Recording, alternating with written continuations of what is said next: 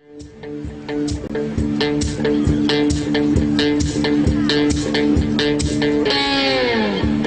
I believe in good vibrations is what creates a beautiful nation. All you need is the will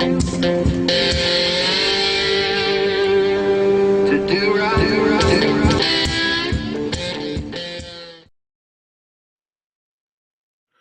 The power you give me, I will lay down when this crisis has abated. That's Star Wars, right? Yes. Palpatine. Yes.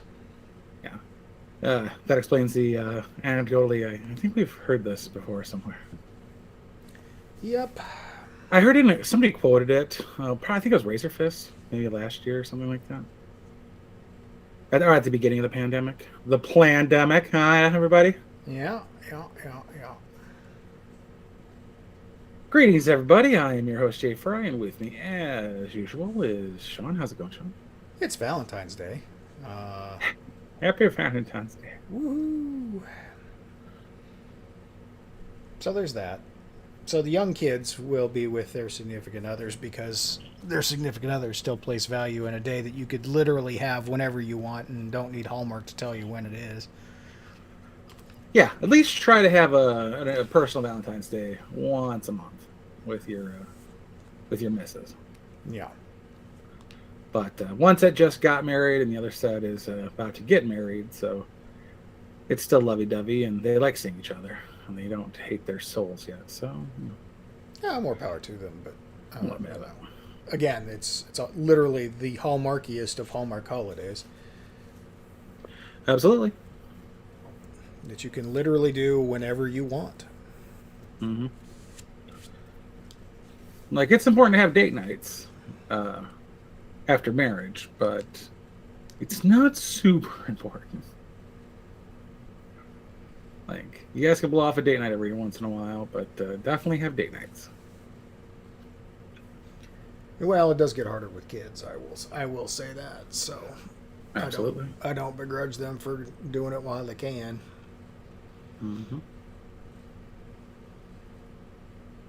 But man, just whew, I hate Valentine's Day. Going out Valentine's Day. Oh God, yeah, I would want to try to get a restaurant tonight. Yeah. No, I talked to the wife about it, and the stepson has offered to watch the Littles, so we can go out and have our own Valentine's Day. I'm like, that's excellent. We will do that this weekend or sometime in the next week, and not have to fight the crowds.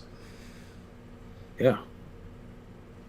I went to a Greek restaurant one year, and it was just absolutely packed. It was just 6 of us together, a group of guys and girls, and we had to pretend to be couples, but just to not be weird. Like, usually I was sitting between both the dudes, but we separated into the 3 and the 3. But yeah, even then it was fucking awful.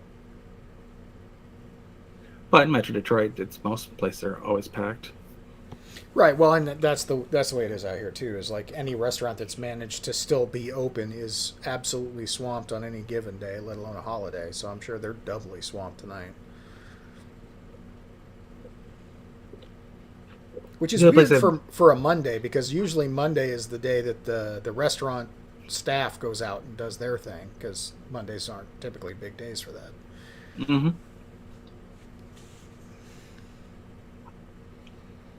Speaking of, we have very few people in chat. As in nobody. As in nobody. I'm showing that we have 2 viewers, and I think you're one of them. I is one. But it's either Poet or Black Magic would be my guess. No, they would have said something. I guess we have a lurker. Who's the lurker? I guess if they had said something, they wouldn't be a lurker. Jutski. Fucking Jutski. That's okay. We'll see how we do on playbacks. I would imagine that anybody with significant other is giving this a pass tonight. So I don't go back and listen to it. Yeah, I wouldn't either. Only for dumb news this week. Kristen Stewart. Kristen Stewart. Kirsten Stewart. Kristen No, Stewart? not Kirsten. No. Who's the one with the teeth? Hopefully most of them. Kirsten Dunst. That's who I was going for. Oh, okay. With the goofed up Kirsten, teeth. right? Kirsten Dunst. Tiny Kirsten teeth. Dunst, yeah. Fucking Chiclet teeth. Kirstens, and no, little baby teeth. We're not talking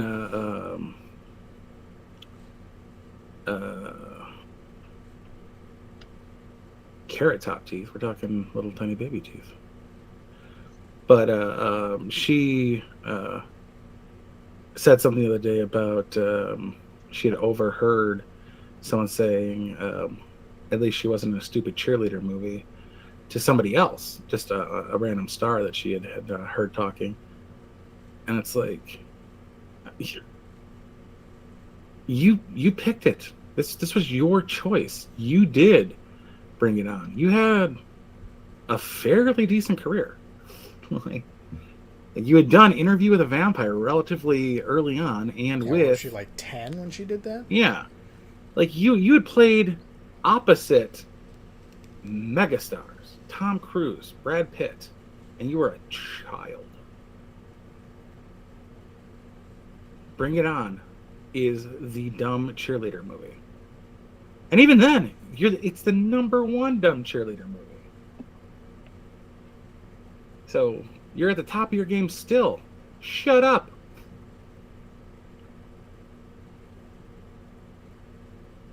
Wasn't she MJ in the good version of Spider-Man? No, she was MJ in the first one. Well, that's the good one. Tobey Maguire, really? Because Tom Holland is kicking ass in Spider-Man. Yeah, but it's different. Like, he's good as Spider-Man in the Avenger movies, but like I do not like his solo Spider-Man movies. Oh, I do. I don't. I didn't like anything about Andrew Garfield's Spider-Man. No, I didn't like him at all. I didn't like him. I didn't like the villains. I didn't like the good guys. I didn't like the movie. I didn't like the soundtrack. I didn't like anything that was likable. It was all no. But Tobey Maguire was my least favorite thing about those Spider-Man. The villains were good. Well, who was Jamie Foxx? He was in the Andrew third Garfield one. Yeah. Oh, was he? No, I think he was in the Andrew Garfield ones. I thought he was in the third one.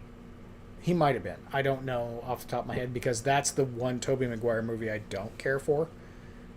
But the first two Tobey Maguire movies were good. Yeah, when your bad guys are Jamie Foxx and Thomas Hayden Church, I'm gonna go ahead and pass on that. But Alfred Molina, great. William Dafoe, whew, Yeah, really good. yeah.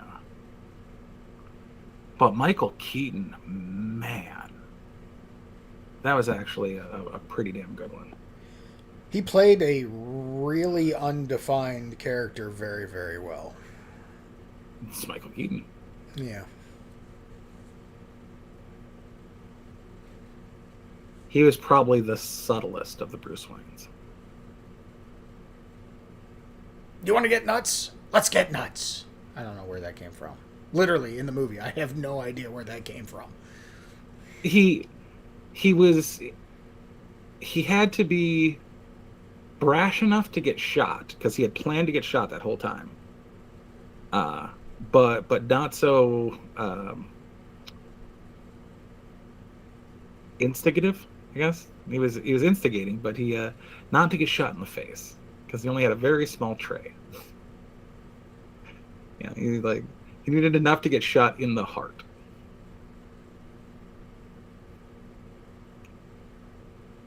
But yeah, he definitely channeled some Beetlejuice at that point. Mm-hmm.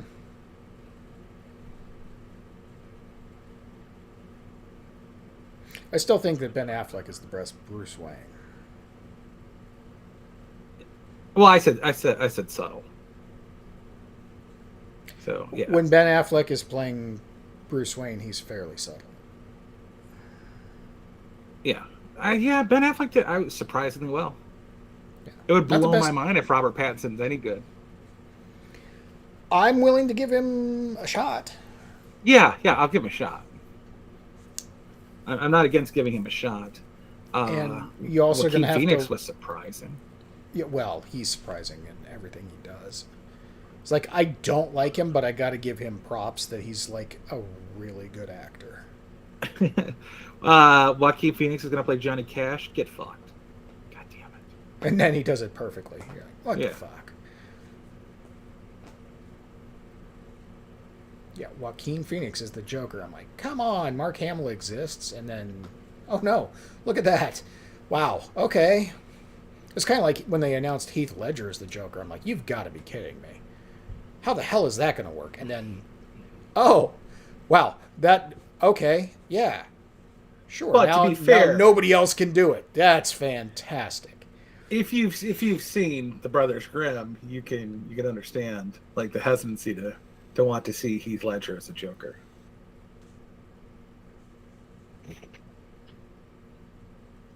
His brother Grimm character was stupid, but much more on point than Matt Damon's, whose accent fluctuated depending on the day. Yeah. Well, or like, the only thing I knew him from before was A Knight's Tale, so. Oh, that was such a good cast too. Yeah, but you're like, that guy's going to be the Joker? That's going to be campy and stupid. And it was anything but. I had seen him. He was the he was the, I guess love interest in 10 Things I Hate About You. So imagine saying like, you know who's going to make the best Batman? Chris Klein. Well, actually, that's not far off because, I mean, we ended up taking fucking Chris Evans and making him the best goddamn Captain America to ever exist. And I do not like that man. And he wasn't even the love interest. He was in the mocking version of the teen love interest. He was in whatever they ripped off for Varsity Blues. I think it was maybe Not Another Teen Movie or something like that. Yeah. He had a banana sticking out of his asshole for a banana sundae. But to be fair, that Elliot Larder clip of Varsity Blues where she was wearing just the whipped cream bikini, he managed to do his own little twist on it.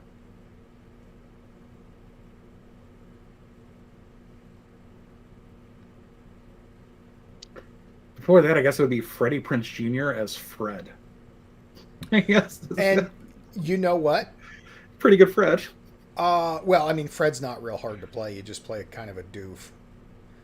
Still a pretty good Fred. Yeah, I have no complaints. Is really the best I can say about that. Is like, that was fully adequate. For the cast that they named, it was shockingly good. Yeah, well, and not only that, but they got literally the perfect dude to play Shaggy. But you're going to tell me the guy from Scream, the guy from Hackers, and the guy from SLC Punk is going to play Shaggy? Right. I mean, 13 Ghost was probably my favorite role of his. Yeah, he was good in that. And I think that was right around the same time they were doing the Scooby-Doo movies, too, wasn't it? Afterwards, but yeah, it was between 1 and 2. Yeah. At least it came out before 1 and 2. Yeah, there's a guy who needs a little more accolade. He's actually, I wish I knew his name. I think it's Chris something or other, isn't it? Is he a Chris? Who? The guy who plays Shaggy. Matthew Lillard. Matthew Lillard. Okay, yeah. You were terrible at this game. I am terrible. I'm not good with names at all. But yeah, he needs more credit than I think he gets because he's pretty versatile.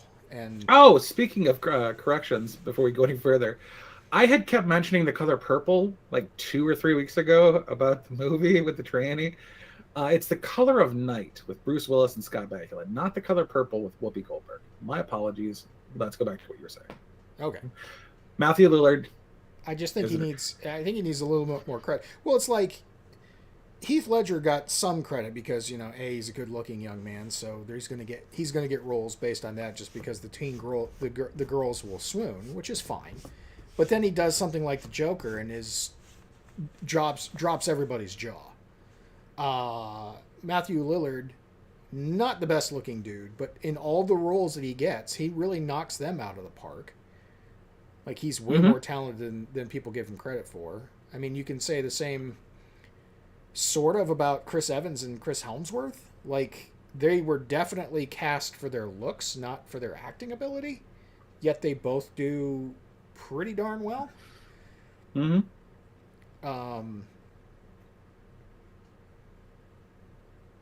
trying to think of who else is. Whereas, people like Jake Gyllenhaal suck and everything. He's like on the Donnie Darko was, I mean, maybe he's just creepy. He's from the Kevin Costner school of acting. He plays the same guy in every movie he's in. I don't know if you've seen Robin Hood or not, but when you can play an Englishman without an English accent, you're the shit. You even get referenced by Carrie Elwes. Right. How do you see his last name? Elwes? No, I'm not disparaging Kevin Costner. Kevin Costner makes some good movies. I'm just saying that he doesn't have a whole lot of acting range. He doesn't have a range, but he has... He has a draw. Yeah, he has a presence and a draw. Like, he was very good as the father for Superman. Oh, God, yeah. John Kent, he was great. Field of Dreams, all-time classic. Yeah. Dances with Wolves. Not my favorite, but okay, sure. Didn't play a great Wyatt Earp, though. Didn't play it terrible. It's just that he was up against a much better one. That is such a fucked up casting. Those were great casts, both of them. Yeah. And to find like Dennis Quaid getting beat out by Val Kilmer, that's Jesus. Not that Dennis Quaid has the greatest range, but Val Kilmer? Well, and that just speaks to like how good Val Kilmer was. I love Top Secret and Real Genius. Oh, God, yes. And I thought that he was just going to be a comedic actor. And then he takes on serious roles and does really well. Like, I know. Do you remember The Saint? Yeah, but I also saw him in Willow. Mm-hmm. So I knew he wasn't going to be that much of a comedic actor.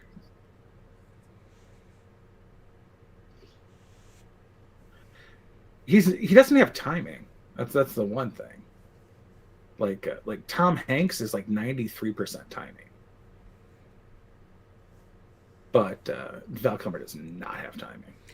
Tom Hanks doesn't have range either. Yeah.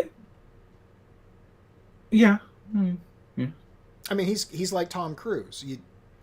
You cast him because of who he is, and he plays and Kevin Costner. He plays basically the same character in every movie, with slight variations. Now, I didn't see Philadelphia, so maybe I'm missing out on how good he was in Philadelphia. I don't know, but I mean, Forrest Gump was something. He was excellent, Forrest Gump. That's true. I neglected Forrest Gump, but I was just been thinking about like all of the rom-com movies he's in. The rom-com movie is the same guy. Yeah. Sleepless in Seattle, When Harry Met Sally, You've Got Mail. That's two different characters because one's Billy Crystal. Exactly. I was going to but say, it's the same person. One's not Tom Hanks. Yeah, exactly. But it's the same person. It's Dopey G golly gosh. It's not. Oh shit! What is the what a woman? What a What a woman what wants. Want? That was is Mel that the Gibson. one with? No. The one with Jack Nicholson, and As Good as It Gets. As Good as It Gets. Yeah, Jack Nicholson as a rom-com. That was fucking weird. Like, you could only have him paired up with Helen Hunt because no one else would want him. Like, wait, you're OCD, but you have bacon in your pocket?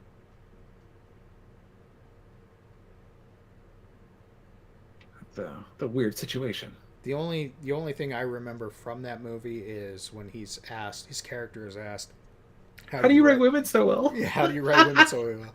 Well, I think of a man, and then I take away both reason and accountability.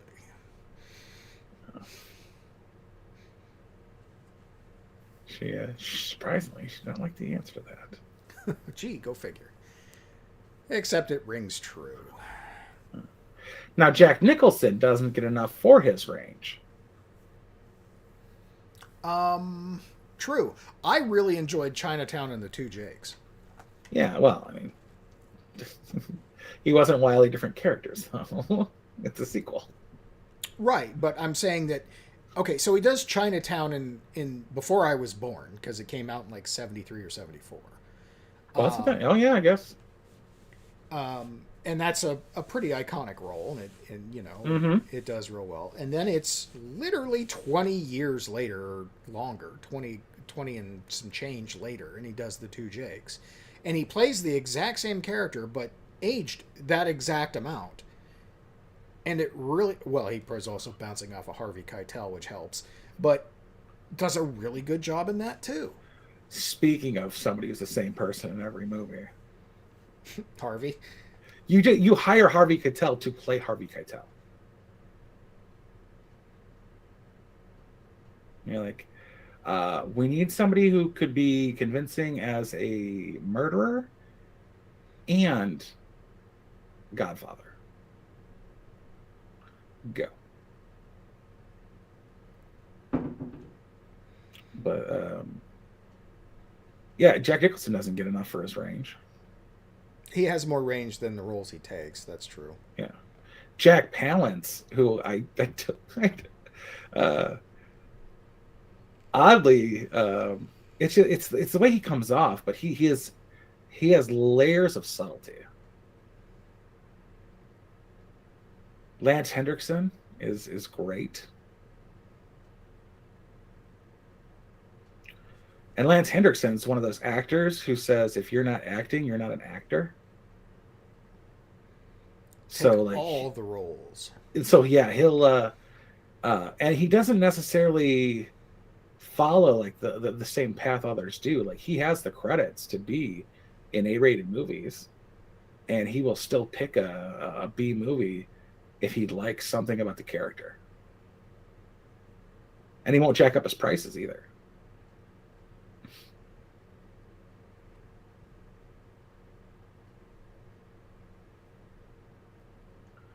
But he works with all the big directors on something or another, and he does special guest stars on TV shows, and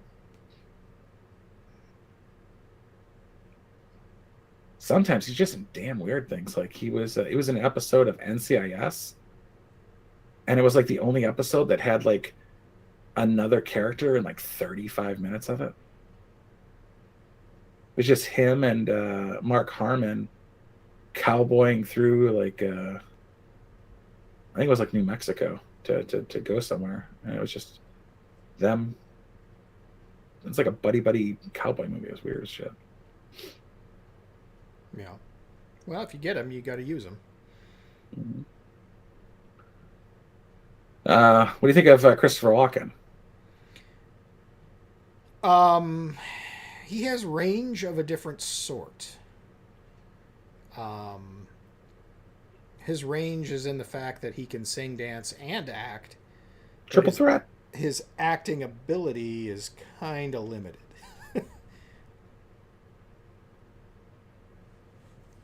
But he's got good presence and good delivery. His swagger is unparalleled. He definitely the way you swagger. could tell a child about his father smuggling a watch through his asshole. Watch. Who's with me? Yeah. Yeah. No, I think he's the more polished Willem Dafoe.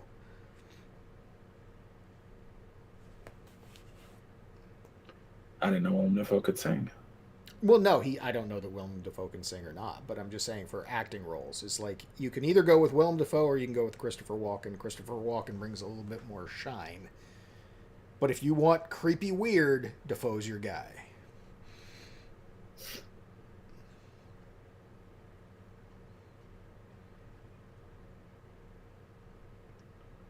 And you can get creepy classy with Christopher Walken. Yeah. That'd be nice if you could just take movies and put in other actors. That'll be something in the future. You can just have every actor playing every role. Be like, Marvel Phase 7. Josh Gad is Captain America. No, thank you. Although I do like, of all the movies that made me appreciate Josh Gad, Pixels. Wasn't he Olaf? He was the snowman. That's Olaf, yeah. No, I thought Olaf was the other guy. I thought it was Maybe Olaf the Snowman. Maybe it was Olaf the Snowman. I don't remember. I've only seen the movie 18 billion times. I should know, but I don't because I don't like it. Who But- played the moose? No idea. I wonder if he's a character for just fucking Fred Walker. Probably Fred Welker. When in doubt, it's Fred Welker. Yeah, Frank I can do that. Welker. Frank Welker. Frank Welker, my bad. I was thinking because he played Fred. He was Freddy. For 40 years, he was Freddy. Casey Kasem. The original Shaggy. That blew That's my a weird. mind. I didn't know that until I was like 30 something, and it blew my mind. Yeah, there's Frank Walker with not Fred. Shit. Anyway, Frank Welker's number 1. Number 2 is Casey Kasem with Shaggy, but number 3 is Lou Ferrigno. For what? Hulk. As far as what? As the voice of Hulk. As Hulk from the TV show in the late 70s. Right. All the way up until he's the grunt and things through Marvel.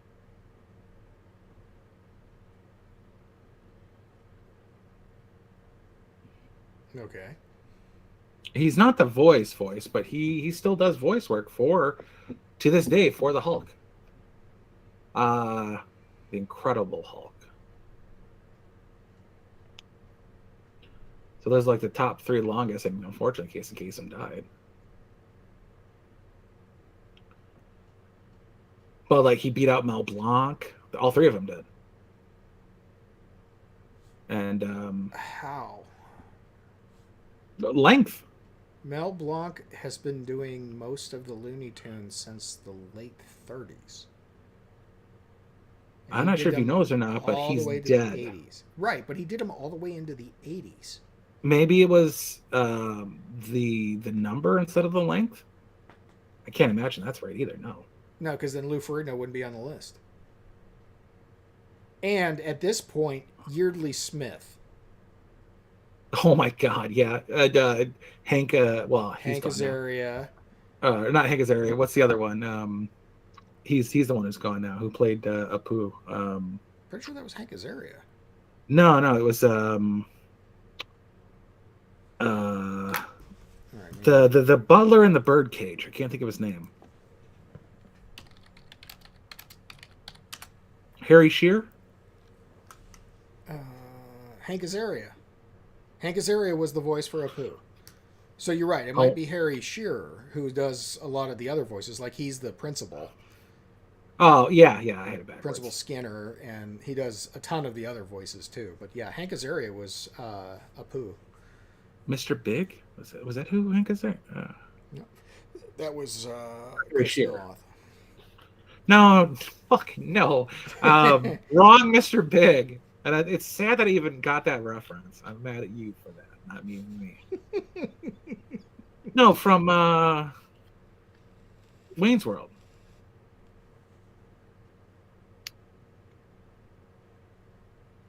Who was Mr. Big and it's been forever since I saw the first Wayne's World movie. I think it was Harry Shearer.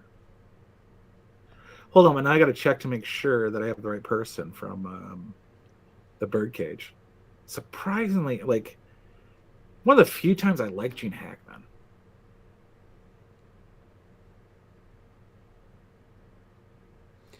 I have a soft spot for Gene Hackman's Lex Luthor. You have a soft spot in the middle of your goddamn head if you like Gene Hackman as Luthor. Yep, Hank Azaria. Yep, I was right. I did not like his accent. Oh no, he still got it in '89 to 2002. But yeah, Yeardley Smith's gonna have it.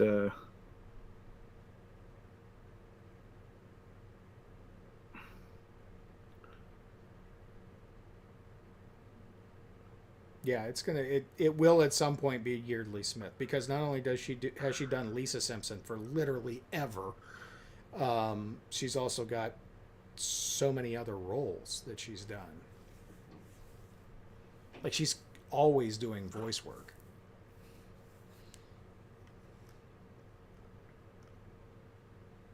Yeah. Now to look up Wayne's World. One more back. Go on now. Okay.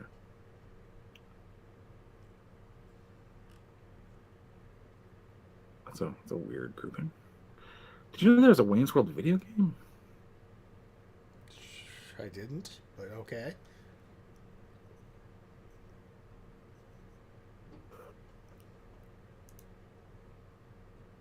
Oh shit! I forgot Lee Turgensen was Terry. That's hilarious. The original Biff. Yeah.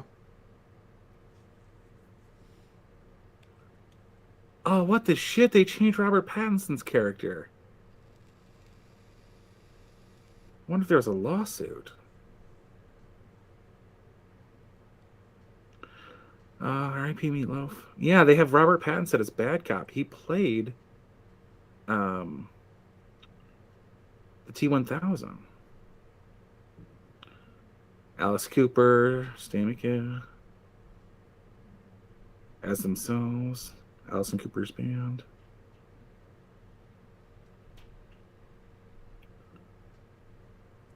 Yep. Nope, I guess not. What the fuck ever. Pepsi Cola as itself. Okay. Best Pepsi cameo in a movie is in Spies Like Us. Best Coke cameo is in Hard Rock Zombies. No. Damn, what's the name of that movie? Anyway, it's fucking awful. The guy's literally drinking a can of Coke, and then he turns it so that it faces the camera. And I'm like, there's no way that's actual product placement. Oh, but it is. But yeah, I mean, they actually wrote it into the script in Spies Like Us. Why don't you gentlemen have a Pepsi? I didn't mean the original Biff. I meant the Biff from the TV show. Because the original Biff, or not Biff, Chet. The original Chet from It was Bill Paxton. Bill Paxton. Yeah, the Chet from the TV show was Terry.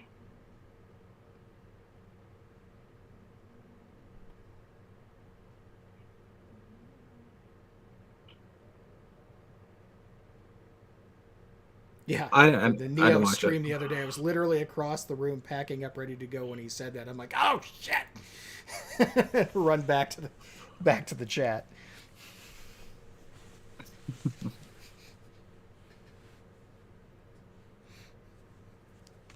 What up, guys? Did you like the halftime show? I didn't watch the Super Bowl. Did you watch the Super Bowl? I did not. I had to look up who won, as a matter of fact. Mm.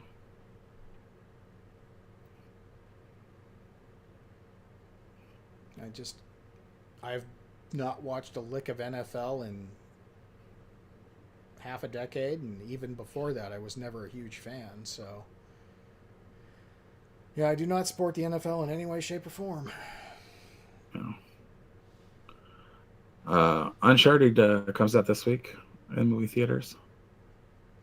What does? Uncharted, I don't know what that is. the video game movie. Yeah, I don't care. Is it Yui Marky Mark and Ball? Tom Holland. No, God, no. But you know what shit about that? I liked um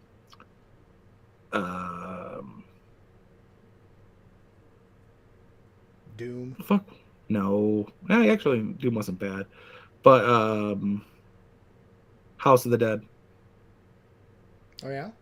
And it didn't. Oh my God, it was so bad. When I found out it was a video game. Oh, God damn it, Carrick. Um there was like this weird, like when people died, the camera circled them in like this weird way. But yeah, House of the Dead, I did enjoy that. Both 1 and 2. And they were both definitely B-rated movies. Not sure if it was a tax dodge or a paycheck to buy a house, but fuck. It's terrible. Hey, Clint Howard, though. God love Clint Howard. Mm-hmm. Crowder was mocking him the other day, but stopped. Crowder hasn't had him on in forever. Well, he's not doing nothing. He wasn't doing anything before. Oh, but you have Clint Howard on to have Clint Howard. Same thing with Dean Cain. I used to enjoy the hell out of him being the lonely best friend. Yeah. I was wondering if Donkey Turd wanted to do anything this weekend. I'm free. Maybe he's free.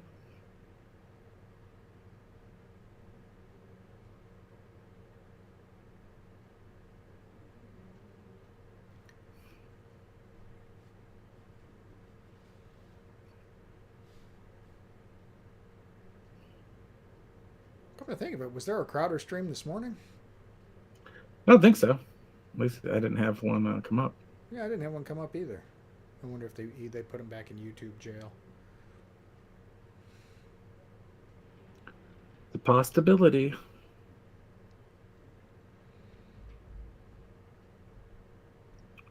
They are going to go on a censorship tear here with it being, a midterm year. So that would not shock me. What? That's crazy. I know, right? Hell, they took down one of ours.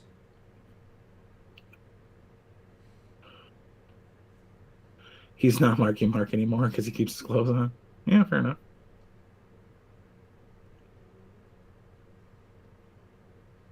Yeah, Maynard, the House of the Dead games were cheesy, but they were meant to be cheesy because they're arcade games. Like you couldn't do like I don't think anybody would bother buying House of the Dead for like the PlayStation. Like that's kind of pointless. You need to be in an arcade with all the noise and the loudness and the silly lights and flashing nonsense to make them fun to play. Yeah, there was like there was one part where they went down a hallway that was very like when Urban's character in Doom first did the first person shooter thing down the hallway, and he was shooting them and then the chainsaw and all that nonsense. Mm-hmm. There was a single path like that in House of the Dead. But man, that girl, Una Gower, was gorgeous.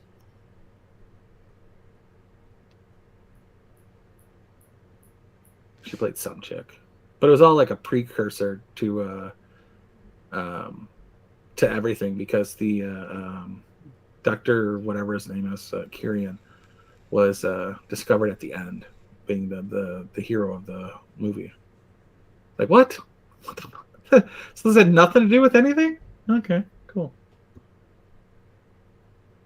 One guy killed himself because he was no longer good looking. So he like pulled grenades, and a girl did it with him because she had a crush on him. I'm like, you could have lived, bitch. You were not actually Foxy Brown. Foxy Brown would have put the grenade in the guy and then thrown the guy at the zombies.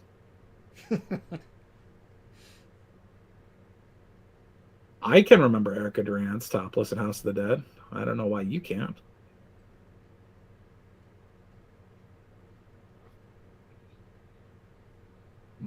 Well, You know what I wanted to I see can naked was I Tony can Brown. realize why he can't remember. He's uninterested in the boobs. I was.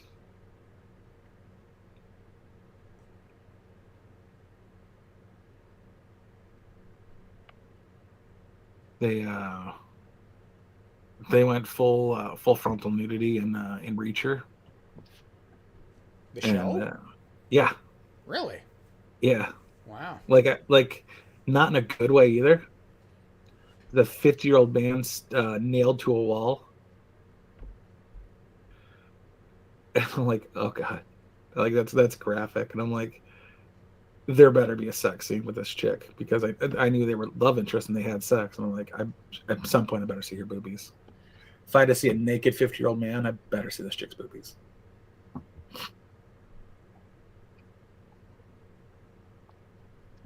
Good news, I did. So I'm all right with this.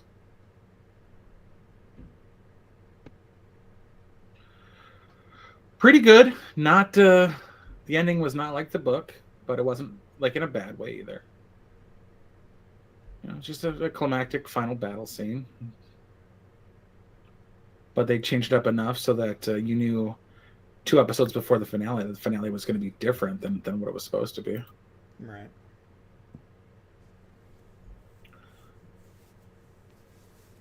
So they just released the whole thing in one shot, or I thought? Yeah, Amazon, they dropped the whole thing. I thought they were going to do it weekly. No. Thank God they did. I hate that. But I binged them all in a day. It's pretty fucking good. Yeah. But it has to be done differently, because Reacher was more of an internal monologue kind of guy. Right. Like he would say something, and then maybe in a couple chapters after that, it'd be proven right by something somebody else would say. And in this, it was more like he was basically a kind of Sherlock Holmes. Which he was a Sherlock Holmes-esque character, but it wasn't from deductive logic. It was from repetition, really. Right. Like, he wasn't a genius deductor. It was, I'm from the army. I've done this 6,000 times.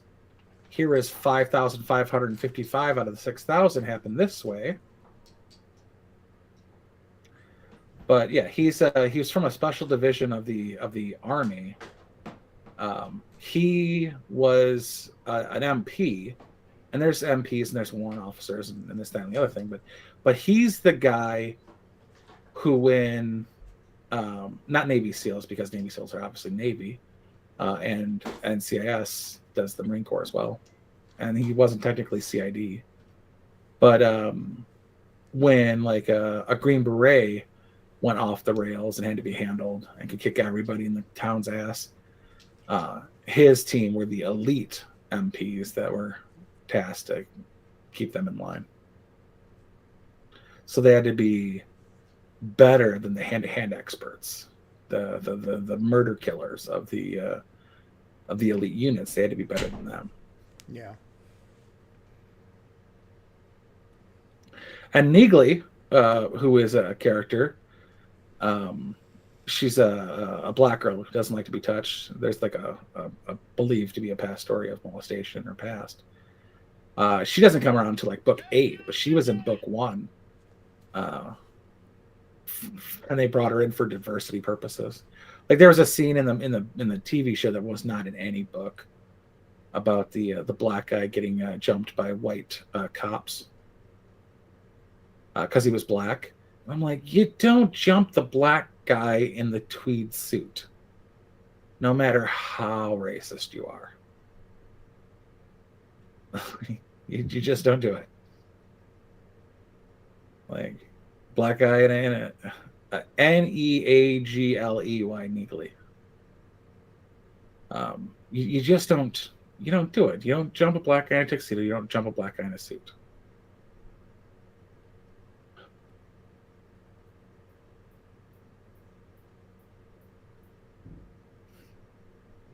If there was a fight to the death with all of the Marvel superheroes, who do you think would win and why? DC 2 villains? Well, every villain is beaten by a hero, so it would obviously be a hero. And every hero is susceptible to something. Martian Manhunter can read your mind, but he's also scared of fire. Superman's susceptible to magic. So, like, everybody has their weaknesses. So it just all depends on who fights who. It's like Deathpool versus Wolverine. They have the same mutant healing power, and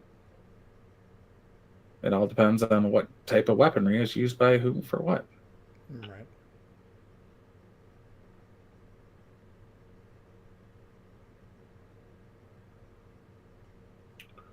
But even Ego apparently can be taken out by some C4.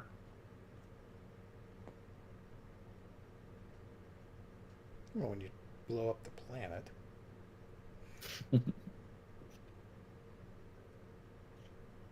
If you're Baby Groot, you can do it. I guess.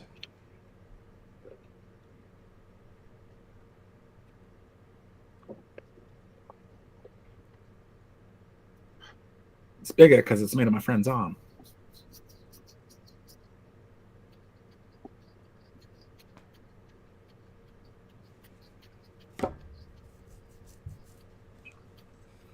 Do we have any actual freaking stories? And we talk about the truckers getting. Well, we could talk about Canada going full empire. All right. What do you got on it? Well, first, let's play Justin Trudeau's announcement here real quick. It is with great reluctance I have not heard from Marty that lately. I have agreed to this calling. I love democracy. I love the Republic. The power you give me, I will It's gonna happen lay anytime down soon? when this crisis has abated. Play now. You can't hear it because I didn't share it. So I'll just stop it and do it again, and we'll make it so you can hear it too. I'll just see here. Is that now? Tab.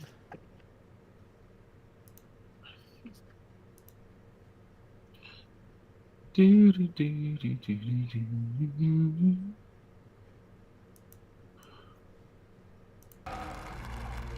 It is with great reluctance that I have agreed to this calling. I love democracy.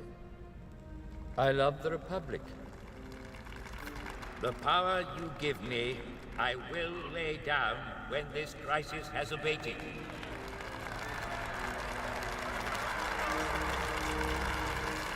And as my first act with this new authority, I will create a grand army of the Republic to counter the increasing threats of the Separatists.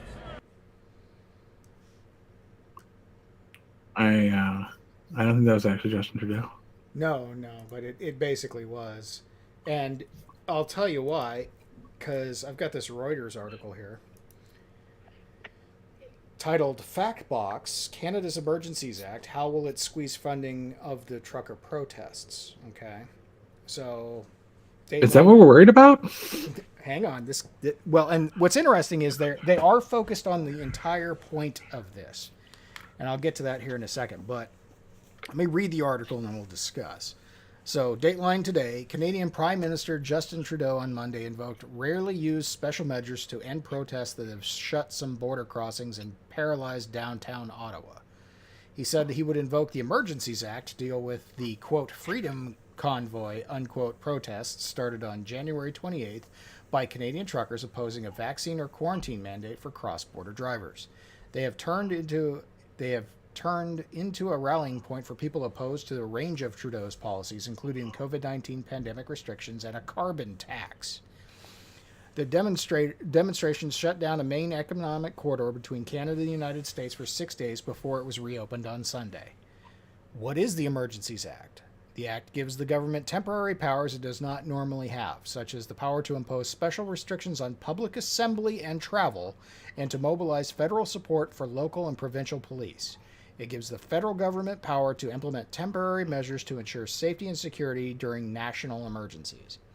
A declaration of public welfare emergency allows the government to regulate the distribution of essential goods, decide what are essential services, and impose fines on violations of the Act. It sets out a compensation scheme for those who suffer damages as a result of its application. The key measures announced on Monday, this is the first thing, banks and financial institutions will be able to temporarily freeze the accounts of those suspected of supporting the blockades without obtaining a court order. The insurance on vehicles being used in the protests can also be suspended.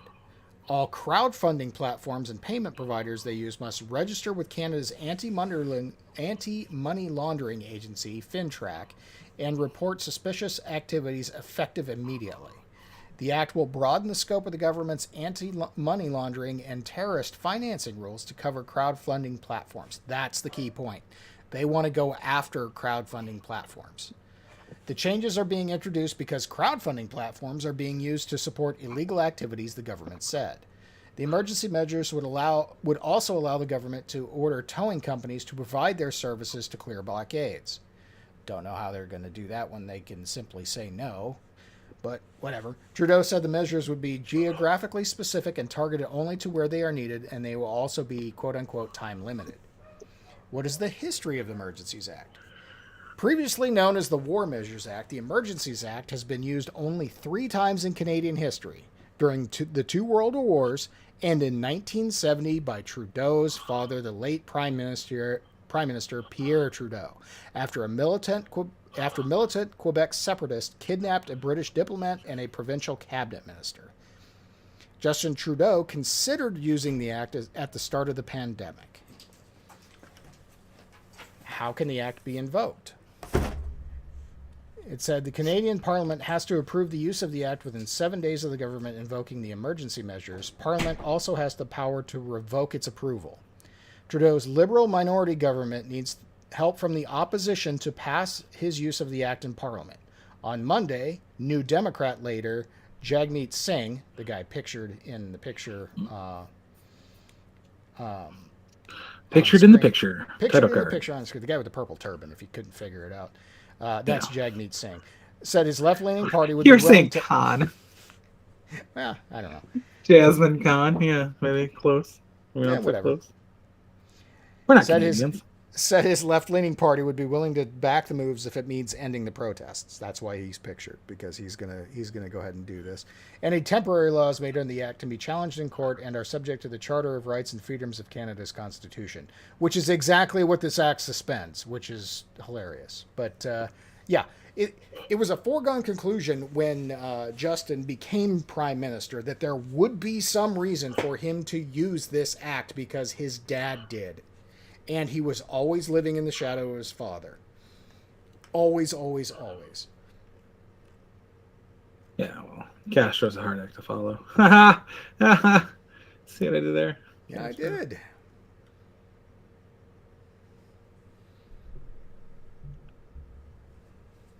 Piece of shit. So, yeah.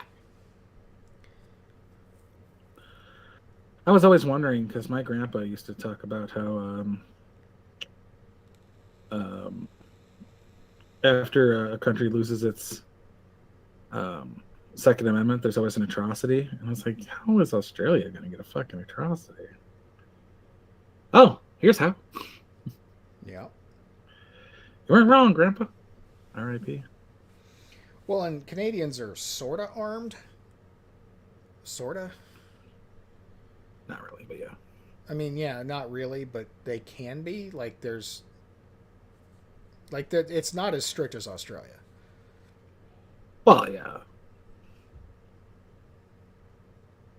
And anybody living outside of a city, if they have any lick of sense, is armed. Because they got them white bears.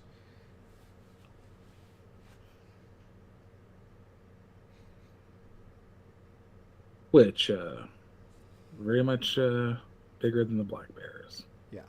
Well, they have the grizzly too. Oh, and they have pizzlies. What's a pizzly? Pizzly is the offshoot of a grizzly and a polar bear. Good old. Yeah. It's nature's do not fuck with button. That sounds worse than a liger. Yep. Which is pretty much my favorite animal.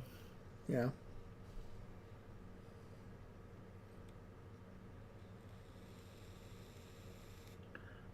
Pizzly? Really?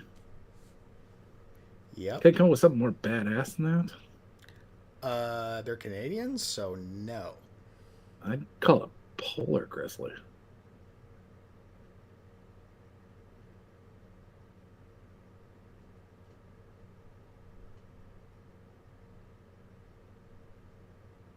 A growler bear. Yeah.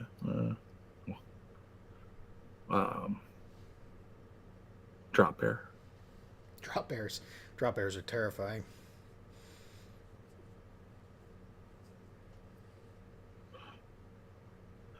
There's barely any difference between the scariness of a naked bear, a bear that's been shaved, and a wet koala bear. They're both very scary creatures. Yeah.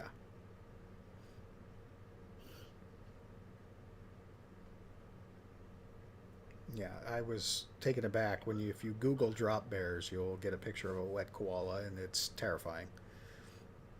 Mm-hmm.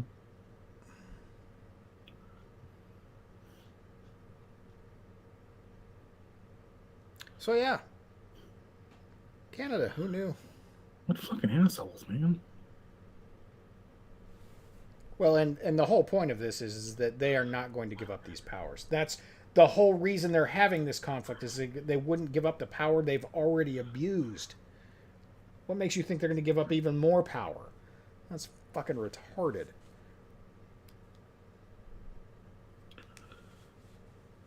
Yeah, not holding my breath. Anyway.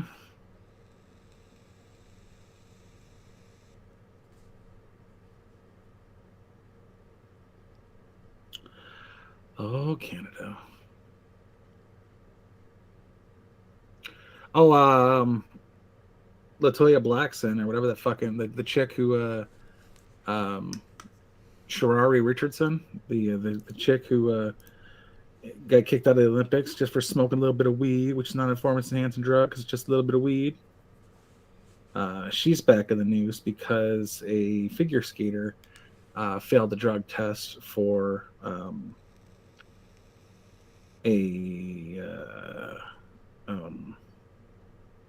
something along the lines of like Dilaudid or something like that. Like it's mostly used for angina, but it has a couple other uses, and they call it sometimes performance enhancing if it's not necessary. Like no one on a angina inhibitor is doing anything remotely close to rocketing performances, but they let her perform in the Winter Olympics, and they're saying the only difference between her and me is she white. And I'm like, or, and here's the possibility, it was diagnosed by her doctor, and it's not illegal in the country. Huh? She's got glaucomas and shit. Yeah. Like, marijuana is illegal in America under the federal government and the Olympic Committee. Well, then you get to oh shit, Michael Phelps.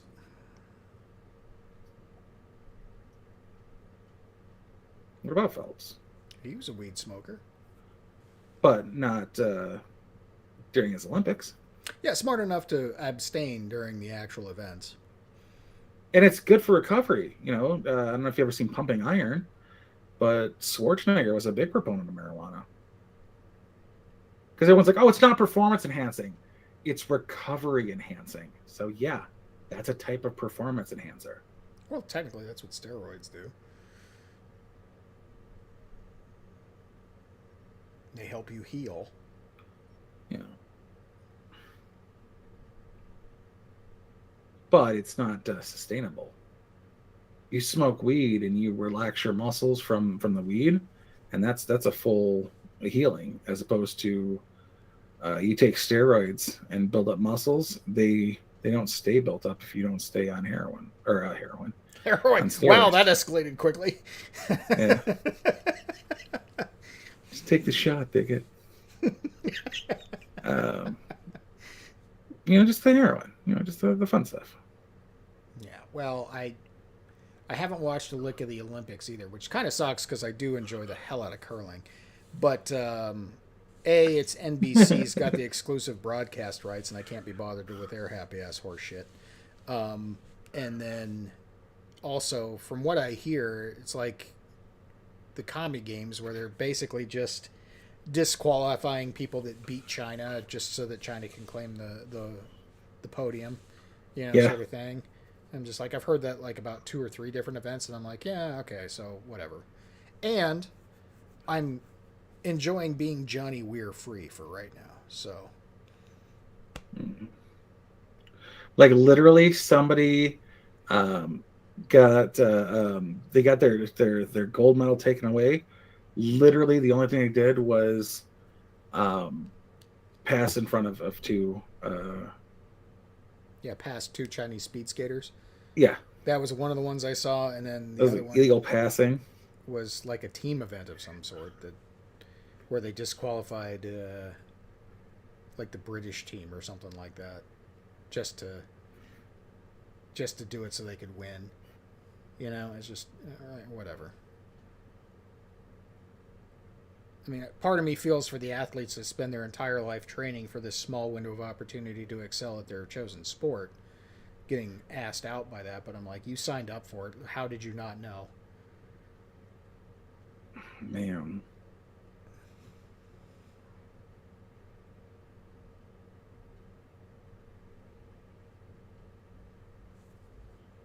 So,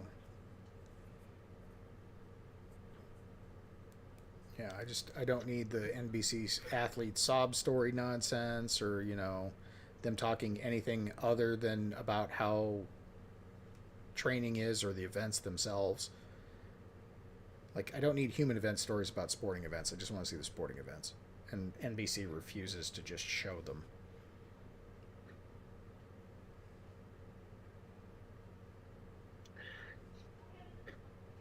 Some of the things I've seen about it is just atrocious. But yeah, when I was recovering from getting shot, and the only thing I could watch was curling, because everything else was so goddamn funny. But it made curling just so fun to watch, which is funny because it looks like just 4 dads sneaking off to do something fun.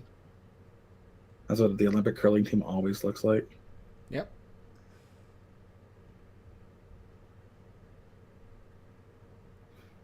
Like, way better than bowling. Mm.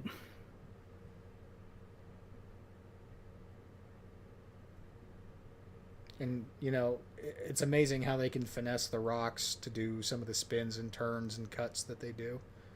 You just got to appreciate the shit out of that game. Yeah, especially if you're high as fuck like I was. Dude, I'll just watch it sober. It's enjoyable. Oh, you're missing out. Maybe I am. Maybe, smoke some weed and watch it. That might be better. It's fun, man, I'm telling you. Take a muscle relaxer and watch it. It's the only way to do it.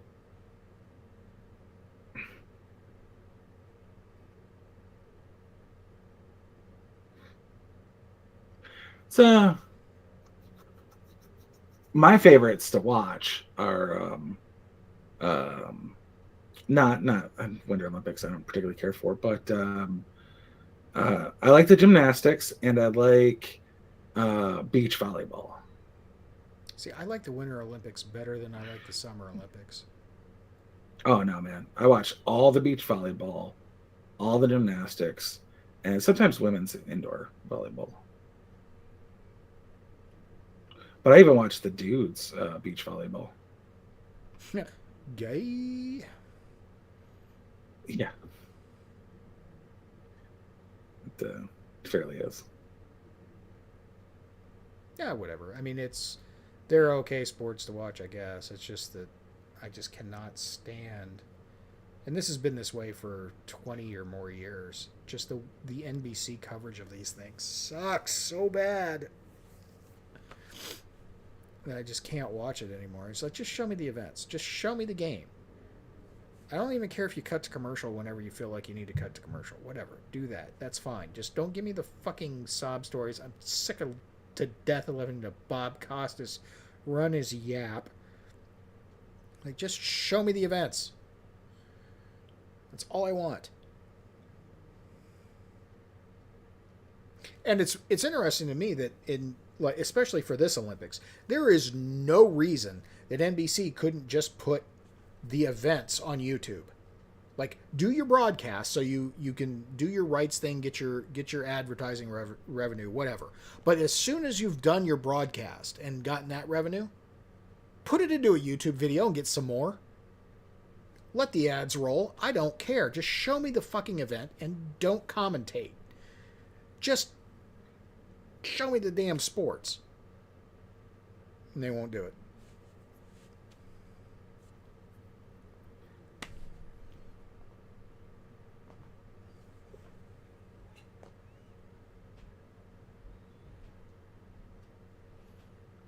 Did I lose you? No, I couldn't agree more. Sully going on about the halftime show that neither of us watched. I have no fucking idea.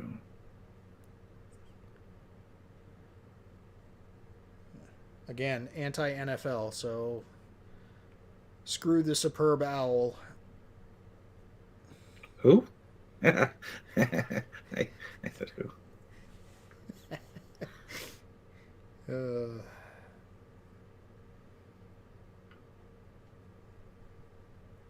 Wait, what's the superb owl? Isn't it peacock? The superb owl, because you can't say Super Bowl, otherwise it gets sued. Oh, I was like, is it gonna be the You can't associate yourself with the superb owl without the NFL wanting your money. So you have to do workarounds by, like, calling it the big game or the superb owl. I only saw that very recently, and it was like last year on a this douchey cook show with like Sam the Cooking Guy or something like that, where he wouldn't say Super Bowl, but I've never seen that before. Yeah, the NFL will come for your money if you try to do anything commercialized and mention the Super Bowl. I think we're probably fine because we ain't get paid. Nobody's paying us. So You get paid? right. But yeah, if you do anything commercial without their explicit written consent to mention the Super Bowl, you owe them money, according to them. They're Disney levels of litigious about it too. Oh, bummer.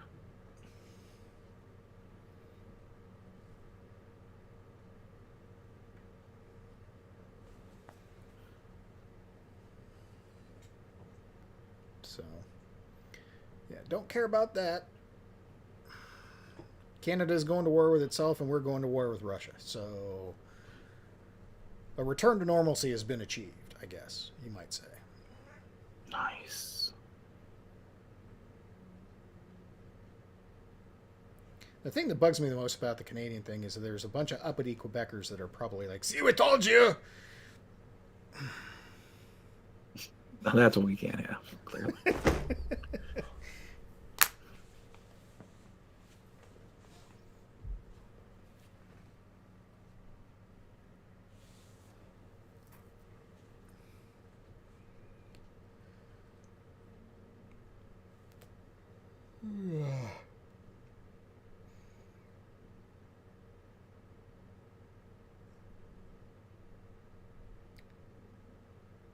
So we were correct in assuming that Matt was going to hate Snatch.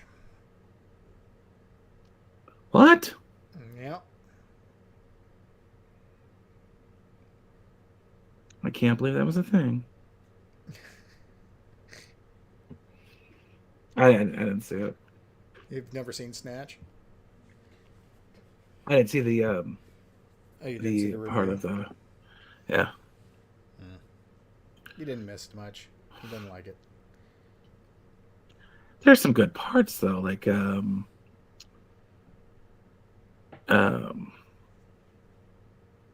with Brad Pitt. And his fucking terrible goddamn accent. Um the part with the fake guns in the pub. He did call out that scene with Bullet Tooth Tony and the pub scene where he Oh, did like that that's bit. that's right. He had those fucking gold teeth. I forgot. No, he has a tooth that's a bullet. Yeah. Hence Bullet Tooth Tony.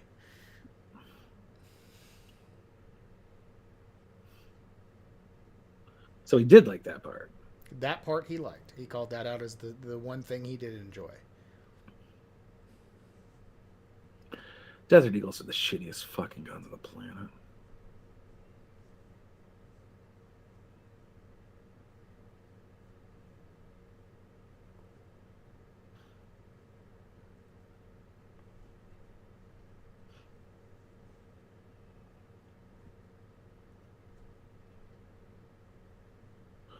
You'll see his replica.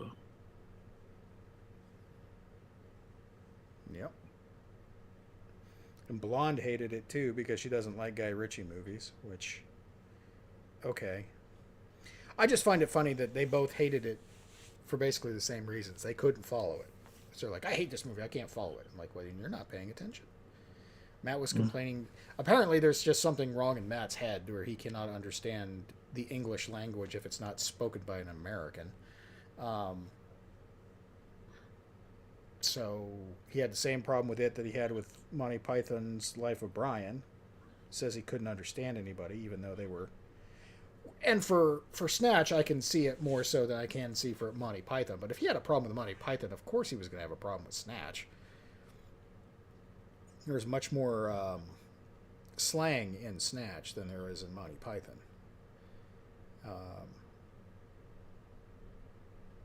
So I saw that coming, but yeah, I just find it interesting that okay, you don't like the movie, it's not for you, but if your main complaint is that you can't understand the people, which even for me, who's an Anglophile, some of the accents in Snatch are hard to glom onto, but Some are intentional. yeah, Brad Pitt is intentionally not able to be understood because he's speaking pikey basically, which is fine. At least that's intentional and part of the movie. But if you can't understand like Bricktop or who is Jason Statham's character?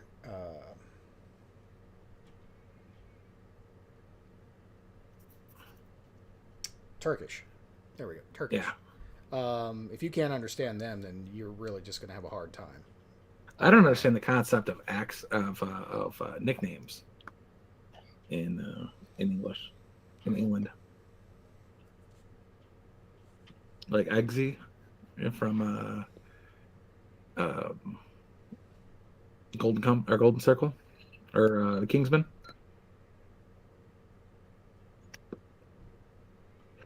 I don't get your Turkish. Yeah, I don't get your fucking nicknaming policies.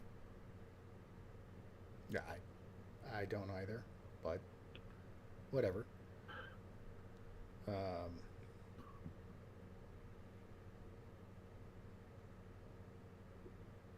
Blonde was all upset because she doesn't like Guy Ritchie's like style and of energy and jump cuts and like 8 different plot threads weaving themselves around each other. I don't like Guy Ritchie's use of Madonna as a wife. Yeah, she has a problem with that too.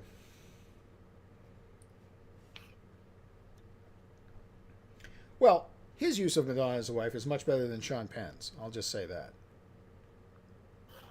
Fair enough. Yeah.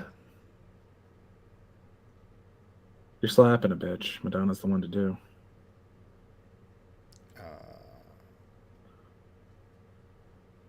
I can think of others.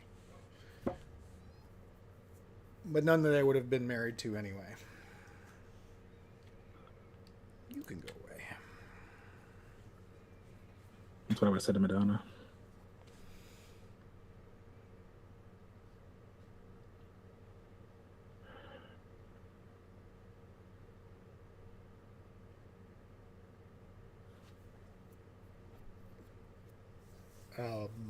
Trying to think what else is in the news, really. Russia is fake invading, I believe. Oh yeah, 2 Russia-based stories. Yeah, the Joe Biden insistence that Russia's gonna invade the Ukraine, which is probably not true, and the second one, the Russia collusion hoax, has been irrefutably proved that it was nothing but a Clinton campaign nonsense. Oh, and they hacked they hacked Donald Trump's campaign in Trump Tower. Plus, after he became president, they hacked the White House. Russia did? No, the Clinton campaign did. Wow. Why? Clintons. That's why. Establishment politics. That's why.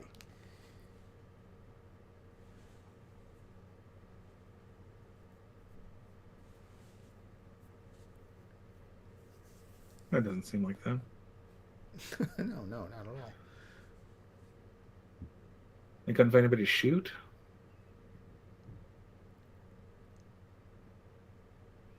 Well, they really only shoot their own. Yeah. You got to keep that in mind. You're going to come work for me so I can kill you. Pretty much. Yeah. Those two need to shuffle off this mortal coil and post haste. Wait, he didn't? That's Bill? That's him alive? Yeah, I know he looks like a corpse, but nope, still pushing air in and out, apparently.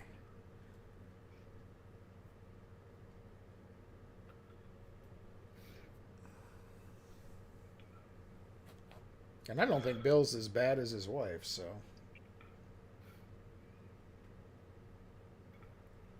I'm not saying he's good. I'm just saying in comparison. Looks like a goddamn... When you compare the devil.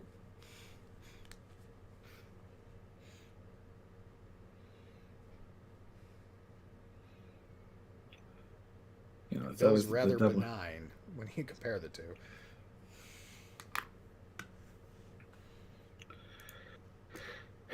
Yeah, she always came off as a little bit more evil person.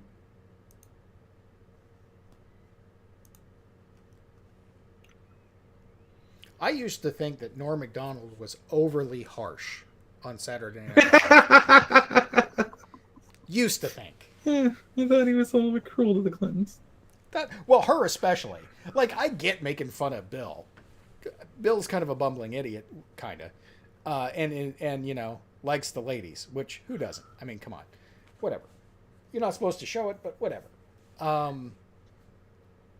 So, he gets his, you know, normal... I don't know if you know this, but the Clintons killed a guy. Right. Right. On The View, of all places. Yeah, I mean, I thought he was overly harsh against Hillary Clinton on Saturday Night Live. I was just like, wow, he's going hard at her. Oh, there was a reason. He glommed onto that real quick.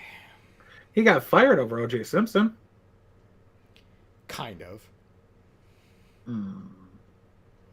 Kind of. They literally told him, stop it. And he didn't. He goes, no. He's like, funniest joke of the night. O.J. Simpson killed a guy. Like, it's not even a joke.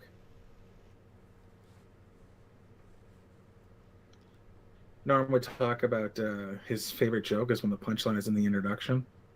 Mm-hmm. And he said his favorite joke that he told on SNL was when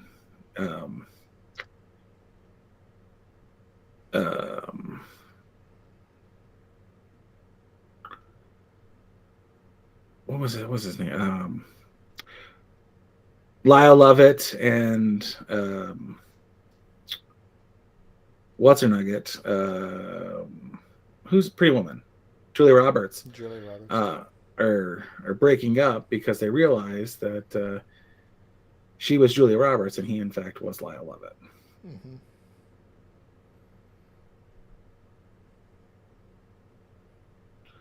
I'm like, that's your favorite joke? Like, of all the jokes?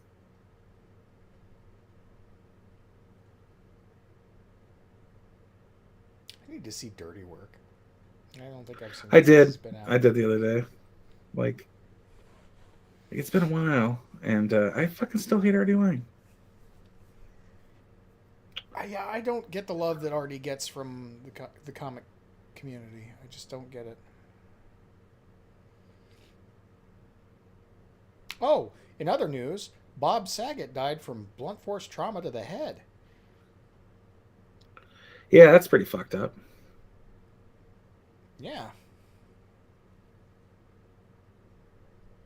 Like I'm feeling we're missing out on some needed to know information here about Bob.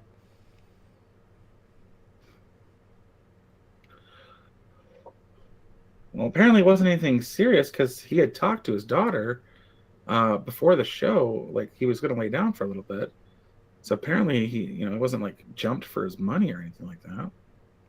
Obviously. He would have told his daughter. I have a feeling that there's one Randy Quaid out there that's got some theories. One Randy Quaid with a theory most foul. Possible star whackers. Mm-hmm.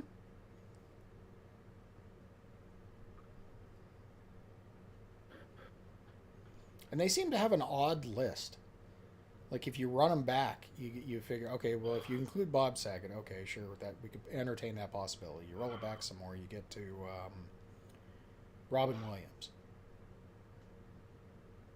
And then I don't think so. And then you roll it back and you get David Carradine. And then you roll it back and you get the lead singer from NXS. And in between there, you get Tony Bourdain. But Tony Bourdain was most likely whacked by the Clintons.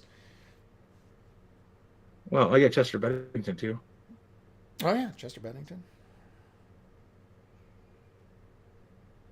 It's kind of an odd list of like B+ and A- celebs.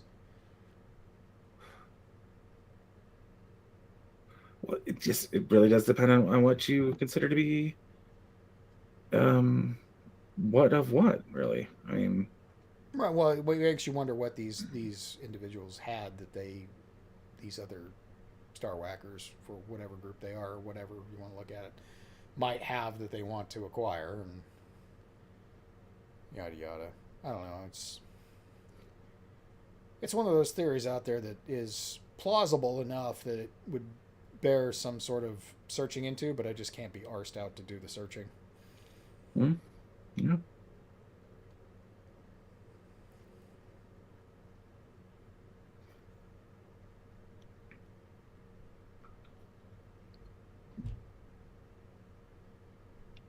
Well, according to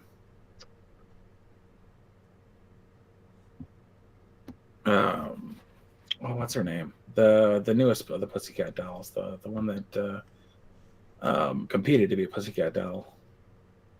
Trump supporter. I know. Something Jones, Luna Jones, Lana Jones, Lana Jones, Layla Jones. Sure, I don't know. Kayla. Kaya Jones? Kaya Jones? Kaya, whatever the fuck her name is. The Pussycat Dolls were nothing but high-end prostitutes. to like Saudi kings and shit. When they went on tour, they were fucking their way through royalty. Okay. So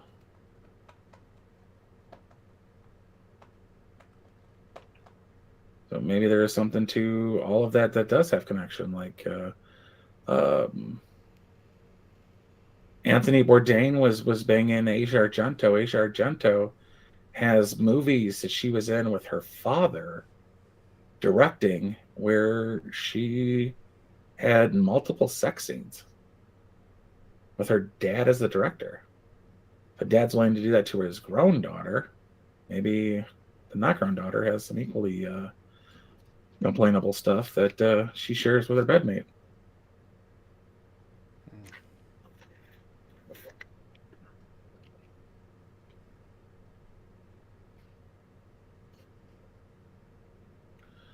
And you go back far enough, you find like Gwyneth Paltrow and Brad Pitt were hooking up for a little bit, and he was going to murder Harvey Weinstein.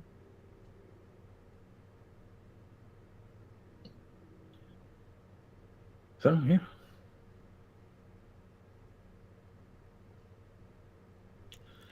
You see who Chester Benningfield has dated or who's dated in the past, and then you get those like the DDoS attack on Corey Feldman's movie. Yeah. That got bought out and failed to launch. And first off, I have no problem believing that Corey Feldman put together a documentary that failed to launch on its own. Right. But to have it actually attacked, you know, say what you will about Corey Feldman today, but for a brief period in the 80s and 90s, he had his shit together and had star power. Well, he could write a tell-all. Who would buy it? A lot of people would buy it. The thing is that no, who would publish it? Because they're doing. Well, that's what I'm saying. If it's important enough to get out there, and what's important is getting it out there. He could write a tell-all. But we've seen in politics lately that they're not buying. Right. That's okay. What I'm saying, though, is that he's insisting Amazon. He wants to monetize this supposed expose in any way, shape, or form he can, because he needs cash. But if it was important to him to just get the information out there, that information can get out there. He can name names, put it in books, self-publish it on Amazon, throw it out on PDF, throw it out on the internet, and once it's there, you cannot stop it. But he's insisting that he gets a paycheck for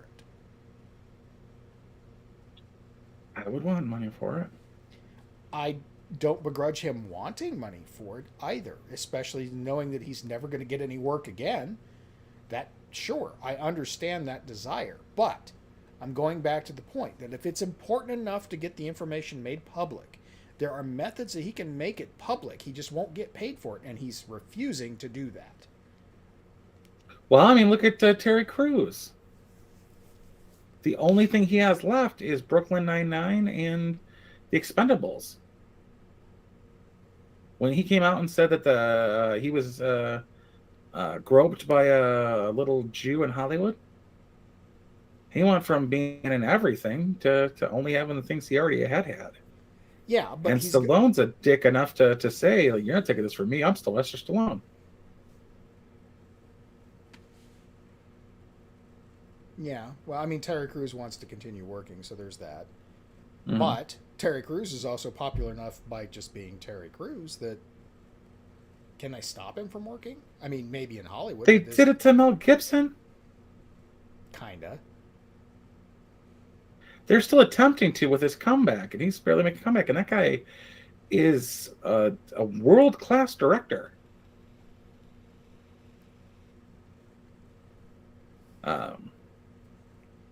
Apocalypto is a hell of a movie. For being shit. I couldn't believe how much I enjoyed Apocalypto. Like, subtitles are fun, aren't they? Yeah.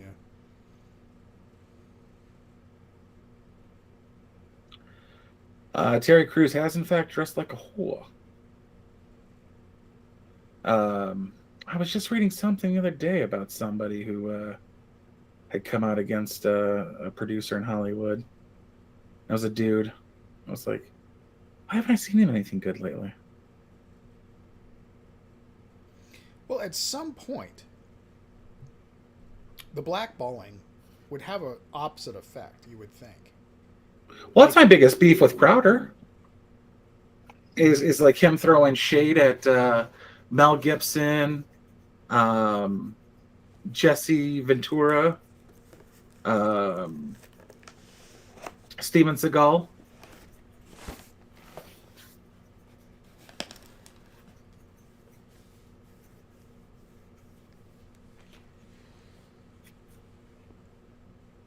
What do you mean? Oh, excuse me. Well, he goes on with the Jew-hating shit of Jesse Ventura and the conspiracy theories of, or Mel Gibson's Jew-hating, the conspiracies of Jesse Ventura. I'm just asking questions. And Steven Seagal with his like trying to take him down a peg too. It's like, you are a martial art bitch. Correcting like the first American to open an Aikido school in Japan. Like, yeah, he married a Japanese girl whose father had an Aikido studio, but Steven Seagal is still a 7th dan in Aikido. For all the shit you can talk about him, because he is during demonstrations, he goes all out and literally like fucks people up. But it's Aikido. It's not like this is what I hate. Krav Maga would be awesome if you didn't have to train in Krav Maga like you have to train in Krav Maga. Like, instead of giving fingers to the eyes, you literally train to poke somebody in the forehead for training purposes. Well, your training purposes translate into real life purposes, and you're poking somebody in the forehead instead of the eyeballs.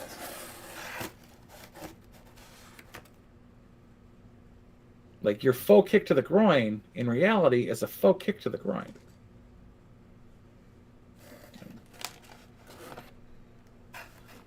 Well, I can see where you would want to start out doing that sort of thing. But eventually you got to get to the point where you have to defend yourself against this too. So you'd want to move into the real thing at some intermediate level where you would stop doing the fake pokes, the intentionally missed shots, and start doing real shots so that you can train yourself to defend yourself against it. Mm-hmm. Like, that's like in Taekwondo, we went full contact with pads, but we also didn't have eye gouges.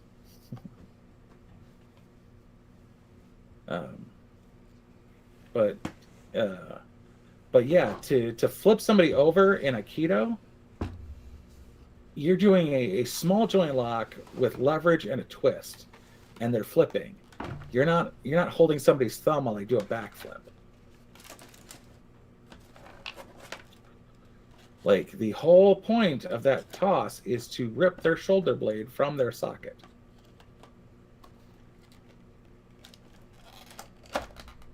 But he wasn't doing that. He was assisting them and throwing them over, but you're still fucking landing. But to shit on Steven Seagal for his things, and it's not cool. Well, Crowder is kind of getting into the Sean Hannity realm for me. Like, I like what they say, but I don't like them or how they say it. If that makes any sense. Yeah. Crowder's kind of there with me right now. It's like, yeah, I kind of like what you say, and sometimes it can be sort of funny, but I just don't like you or the way that you say it. Yeah. He reminds me of one of my uncles. Like, I have combat fighting uncles, and I have wrestling trained uncles. And the wrestling trained uncles think they're just as bad as like murder killers. It's like, no, you're not. Like, you've never thrown a punch in your life. You can get somebody on the ground and you can slap them a couple times. Like, you're going to do pretty well against the general public, but you're still, when you go to the top of the top, you're a bitch. Which is why jiu-jitsu gets the credit it gets, because they will. Jiu-jitsu gets too much credit. I think you're right. I think it gets a little bit too much credit, but it does get due credit in the fact that you do not want to fight a jiu-jitsu guy because he will put you on the ground and you will lose joints and break bones. When they're you put one of my wrestling uncles against a jiu-jitsu guy, they'll do fairly well. Now, my uncle, one of my uncles, is trained in submission combat. The Russian Sambo. So he understands the small joint locks and the submission moves. He would fuck up a standard jiu-jitsu guy, but half of the jiu-jitsu guys that are in the UFC and the others are defensive jiu-jitsu douchebags. Like, if you watch welterweights run at each other and then immediately jump to get their land on their own back.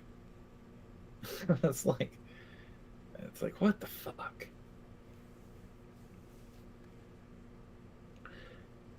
Now, if they're Gracie trained, though, they're trained to take the beating while they accomplish their task, though. I mean, that would be the difference. You're right. Most USA jiu-jitsu stuff that claims to be Brazilian is the defensive stuff that's more focused on the comfort of the student than the actual combat art, whereas the Gracies fuck each other up on a regular basis. So, yeah. When the guy coming at you has 2 cauliflowered ears and is squinting in one eye, don't mess with that guy. Go look at that. Dan Severn went in UFC 3 or 4, one of them. I think it was 3. It was he threw 1 punch in the first round for a submission, 2 punches in the second round for a submission, and he beat the shit out of Hoist Gracie until he got submitted. And but UFC 4, Gracie got his ass kicked by Chemo, who is a Samoan wrestler. And he failed. And that's when that cop won, Franklin. But he ended up beating Chemo, but he was beat so badly he couldn't fight in the next fight.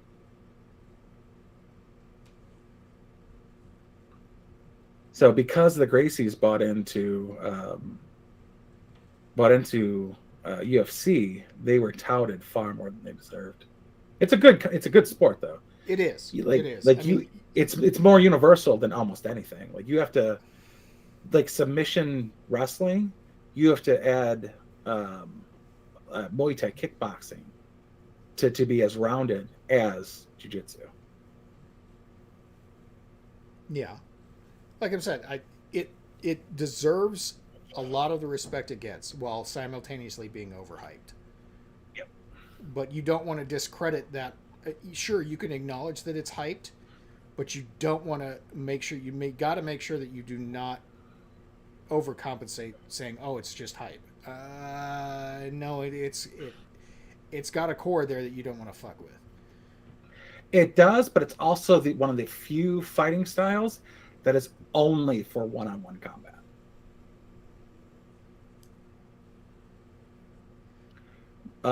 Muay Thai, Jiu-Jitsu are very different when it comes to stand-up game, and there's much more acceptability to have a second person involved. Jiu-Jitsu, there is no second person involved. You are dead in the water if you are fighting 2-on-1. Don Fry ever fight a Gracie? Did Don Fry ever fight a Gracie? I don't think Don Fry ever fought a Gracie. No, it was Dan Severn and Ken Shamrock. Yeah. But man, I was the biggest Don Fry fan. He just slapped somebody the other day. What? At the last UFC. Don Fry did? Mm-hmm. I wouldn't want to get slapped by Don Fry. That would hurt like a bitch. Mm. I don't remember. I was watching. I'd been like UFC 18 or something like that. But he was kidney shotting this dude, and must have put 35 punches in this guy's kidney. That's the you need to quit fight. He's literally, you can hear him in the ring just turning this guy's kidney into fucking pate. And like he's you'll just be like, pissing you blood. Need to quit as he's punching. Yeah.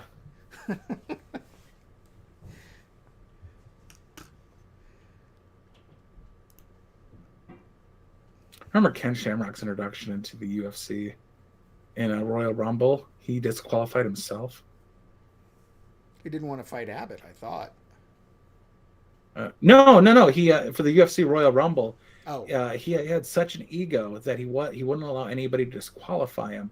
So him and Steve Blackman, I think Steve Blackman's a black belt in Kempo and Aikido, and a martial art good guy, like quality fighter, and big enough to join the WWF, and he did, and so he became a wrestler with a karate specialist background, and him and Ken Shamrock became enemies for the purposes of having beef with each other.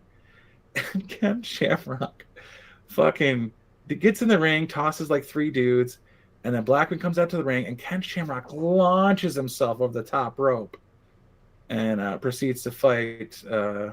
He got disqualified because he wasn't going to be the finalist.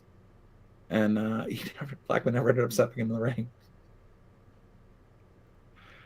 And it's like, what kind of fucking ego do you have to be called the world's most lethal man with having as few titles as you did? I never liked Ken Shamrock. Not in the UFC, not in the WWE. Never liked him. I didn't particularly care for Frank either.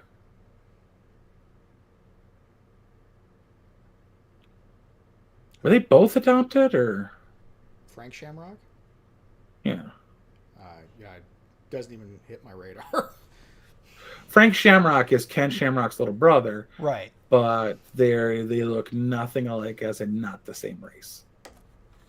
Okay. So I'm not sure if one's adopted, if they're both adopted, or if everybody's adopted, or. Don't know. Oh, I do love me some Gina Carano.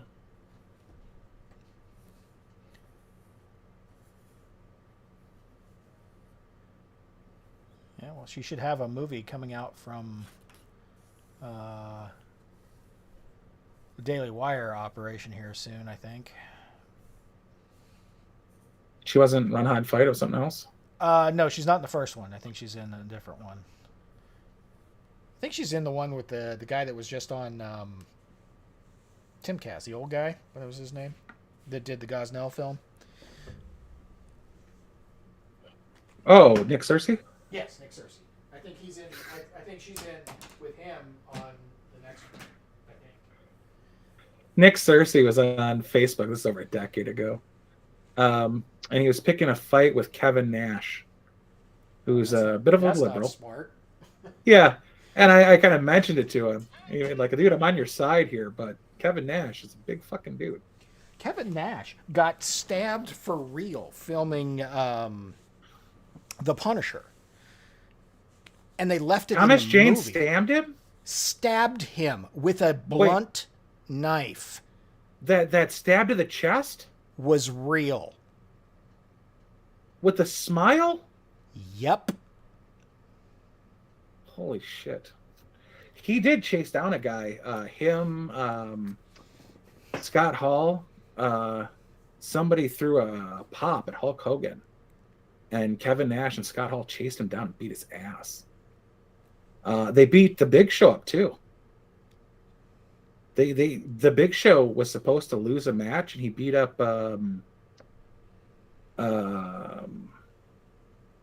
I forgot who he beat up, but it was the end of the match, and he was supposed to do a pin that was supposed to be a reverse pin, and then a final like a finisher.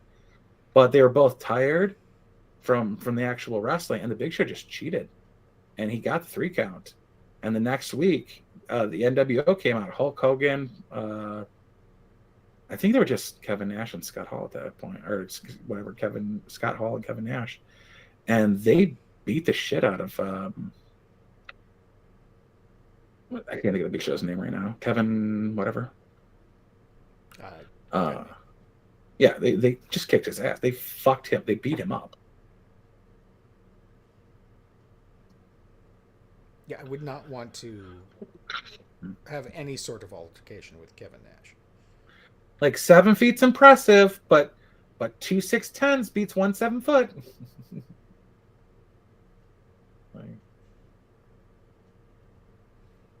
Like when the littlest guy in the ring is 6'6", and it's 3 against 1, you're not going to do too well.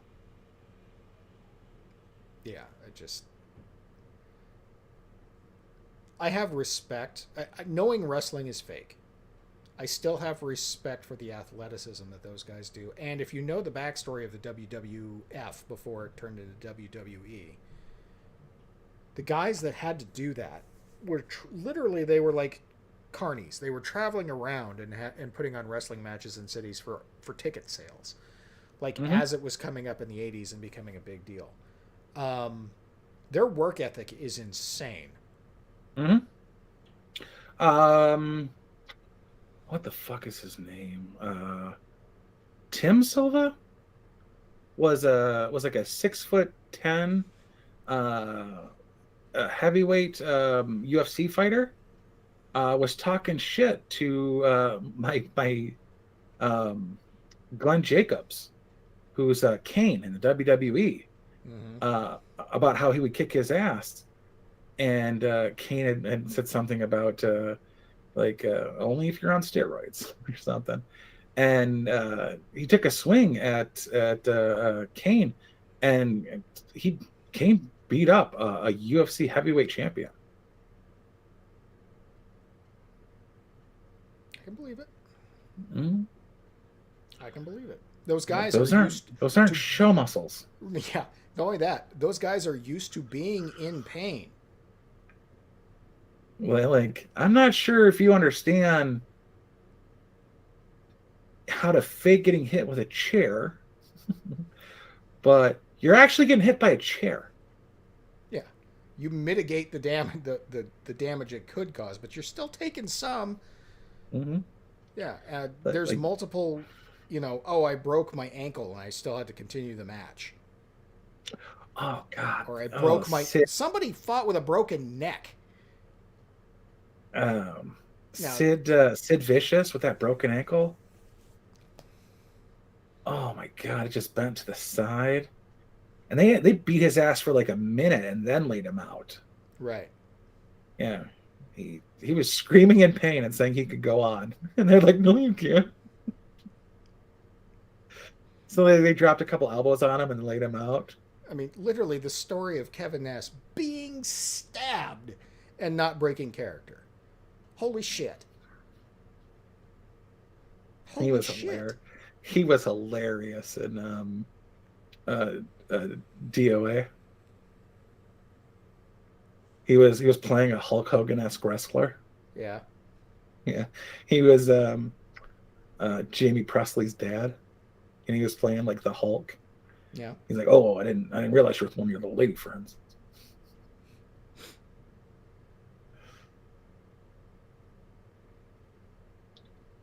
Yeah.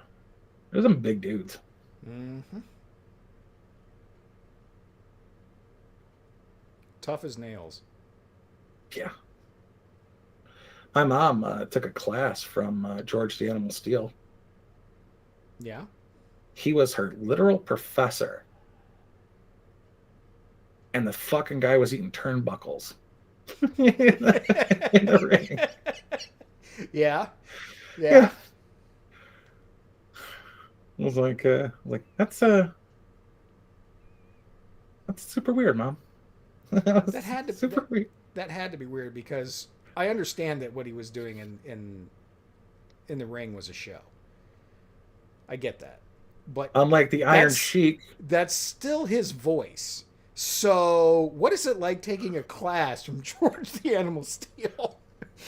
Kane was a kindergarten teacher in Germany. 6 foot fucking 10. I mean, he's still he owns a couple of insurance companies, and I don't ever want to wreck a car and have to go to him.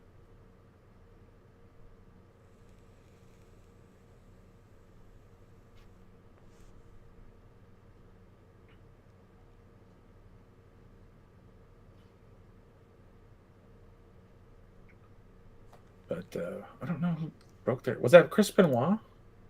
I don't remember who it was, but and obviously it wasn't like a full broken neck. It was a hairline fracture and a vertebrae. But still, you don't want to press your luck with something like that and to continue on. Come on. Yeah. You should see there's this room they have, like they clear out like a closet, and they have their chiropractor in they put the bed and the chiropractor in that room, and it has to be a small room because the fucking guy climbs up the wall to get leverage to pop bones back into place. Like he's behind stage dropping elbows on motherfuckers just to reattach their ball into their socket. Yeah. Mm-hmm.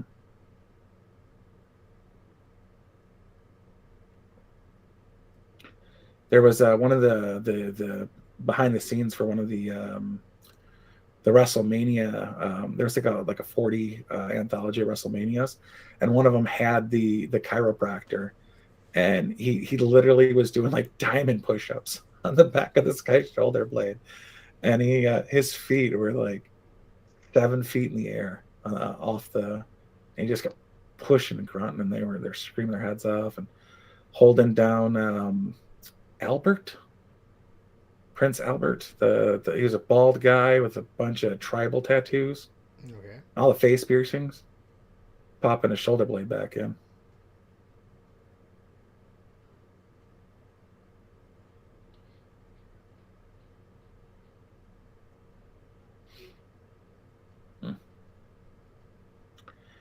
Predetermined is how you describe wrestling, not fake. That's a good way to put it, I think. Yeah. Like, don't place bets, but enjoy the show. Yeah. Like, you try to understand how you mitigate a drop kick. Like, yeah, you're not getting double side kicked in the chest, but you are getting double side kicked. And yeah, you're not kicking somebody with both your feet, but you are jumping 6 feet in the air and landing on a floor. Mm-hmm. The floor has give, but it's still floor. Yeah, it's not a complete trampoline. It's not a mat.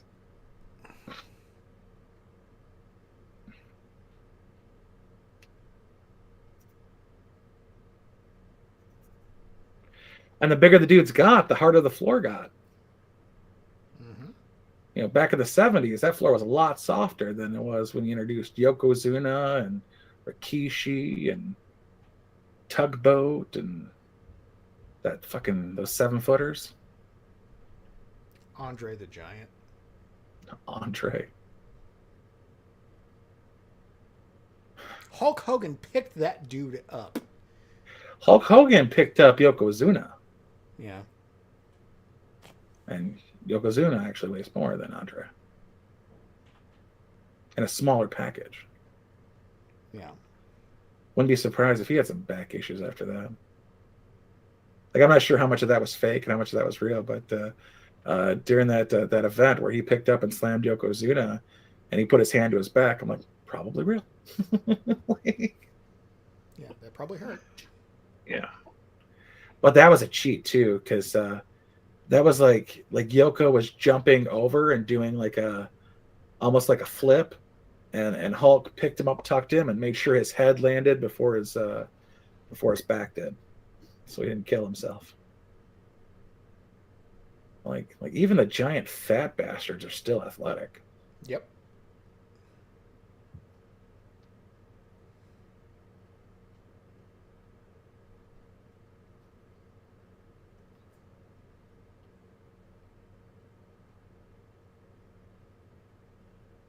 Oh, I read somewhere that Road Dogg is pissy with John Cena for not giving him credit for the rapping wrestler gig, and I'm like, yeah, but was that the same gig? I think those were particularly distinctive shticks. Now, if John Cena came out and pretended to be a pimp, he might have issues with the Godfather, but big boss, man, big dude, 6'4".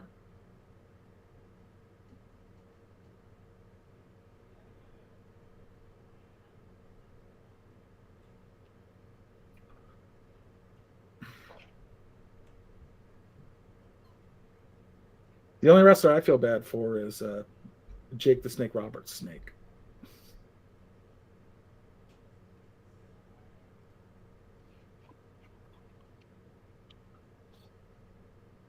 Like, how much time did that fucking thing spend in a sack?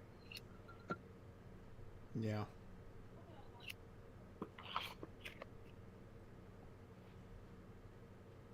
But, oh man, I hated Jimmy Hart, Bobby Heenan, Paul Heyman.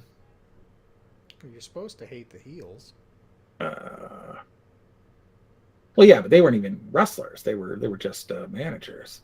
Yeah, they're still scripted heels.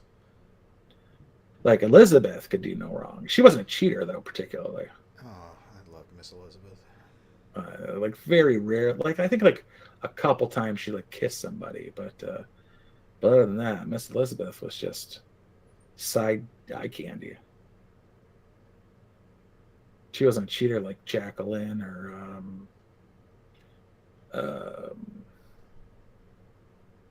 Lita.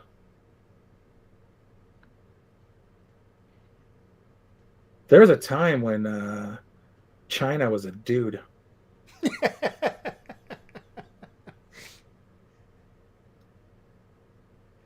Steve Austin, yeah, he's based.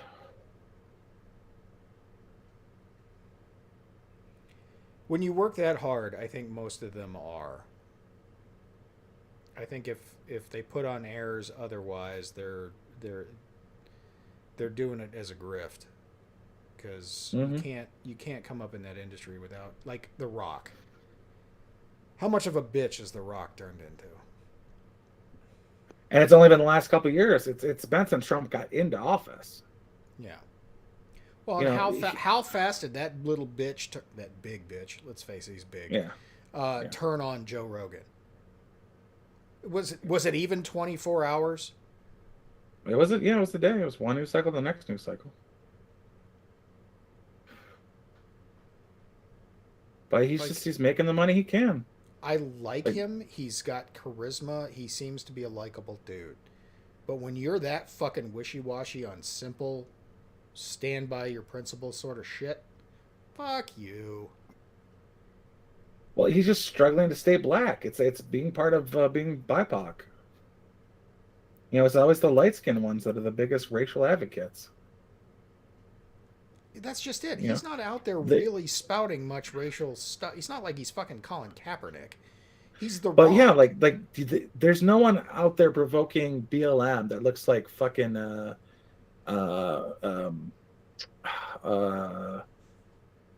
Billy. Goddamn, what's his name? Billy Blanks or who's the black guy from like Carl Weathers?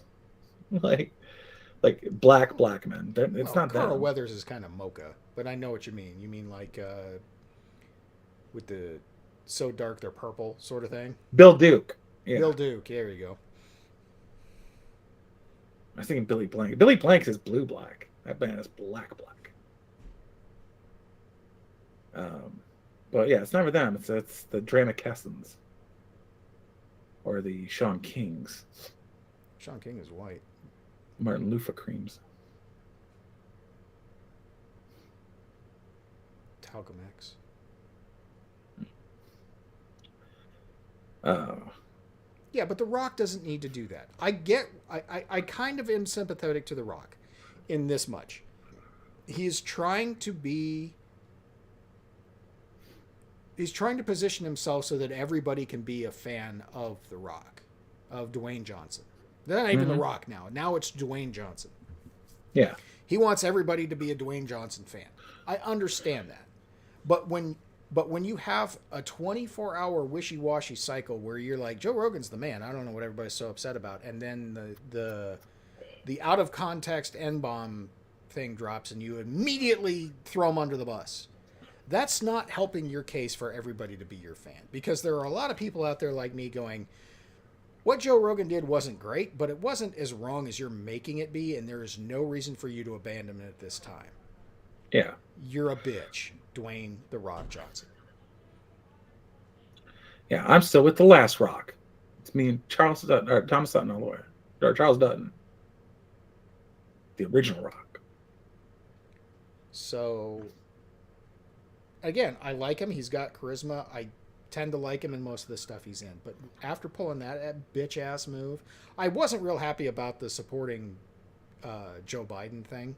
But I'm like, all right, everybody's got their political opinion, whatever. Even if it's bought and paid for, whatever. I don't give a shit. Disappointed, but whatever. But this thing with Joe Rogan and Dwayne is just like, come on, man. Stand for something. Stand 2018. for fucking something. 2018, The Rock went from Republican to independent Okay. because of the vitriol he saw building up against the Republicans. And then 2020, he's like going out for Joe, and I'm like, that's Hollywood. That's Hollywood. Oh, no, he did his Joe Biden promo in between like 2 cameos and a Shriners endorsement. Right. I'm not. It's obviously bought and paid for. Whatever. I don't really care. You would think that, especially being affiliated with WWE, you'd be more of a Trump fan, especially being an ex-Republican. You'd be more of a Trump fan than fucking Joe goddamn Biden. But I get it for Hollywood reasons. I get it. I understand it. But in that case, just keep your mouth shut. Don't go one way or the other. Just abstain. That's all you got to do. He probably wanted to, but Disney probably put the boots to him. Maybe. I don't know. But yeah, the whole thing with Joe Rogan is just beyond the pale for me. It's like, dude, you stand for fucking nothing. There is no reason to even like you anymore. Yeah. Like, don't let them do that to you. Right. You presumably still have a soul. You probably ought to protect your neck.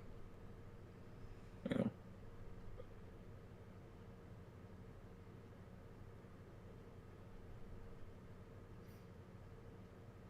I would have taken The Rock as Joe Reacher.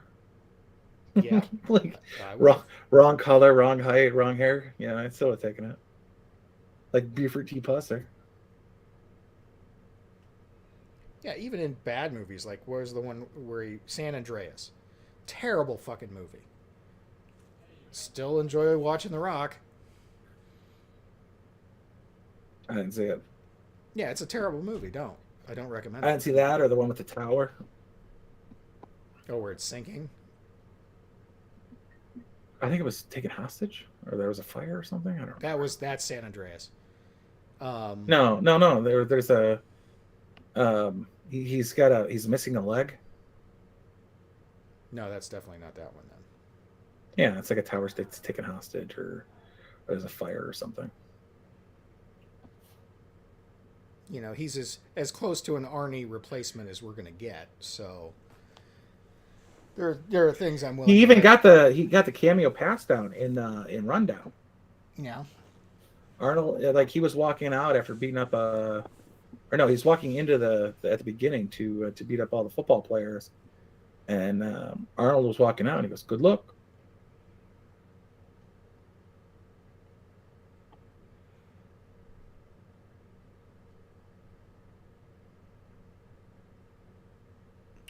Yeah, I want our entertainers to just stay entertainers. Steven says San Andreas was way better than 2012. Sure. 2012, that was some fucked up shit. I mean, the arc part at the end was stupid. Like, that, God, that ending was so fucking stupid. Yeah, naturally we build a boat skyward.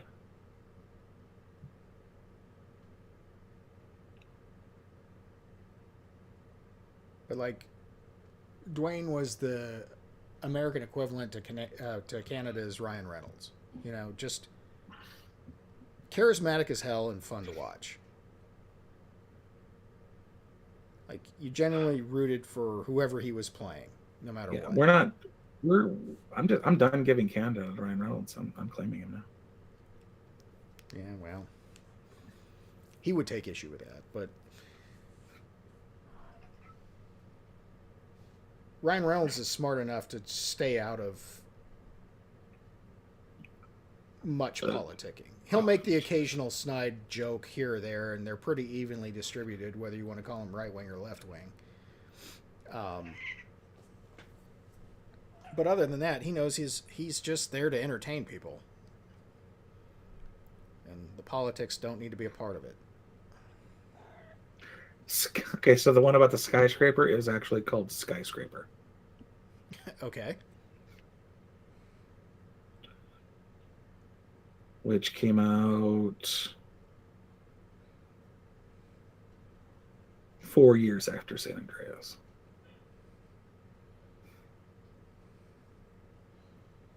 Apparently, he was in Gem and the Holograms. Okay.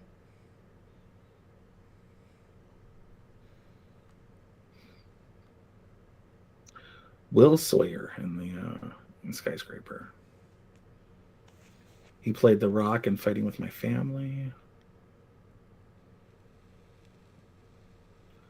He was the man in Taylor Swift's The Man. I saw the first teaser for Black Adam.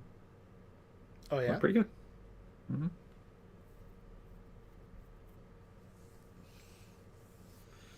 I He saw was the in trailer 12 for Lord of episodes. the Rings or whatever the Amazon show is going to be.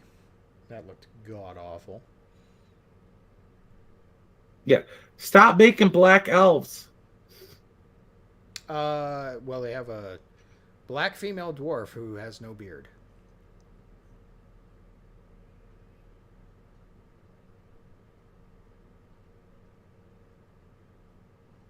You would think that they would want to have. The dwarf is the perfect excuse to have a quote unquote transsexual character. They take that opportunity? No, of course not.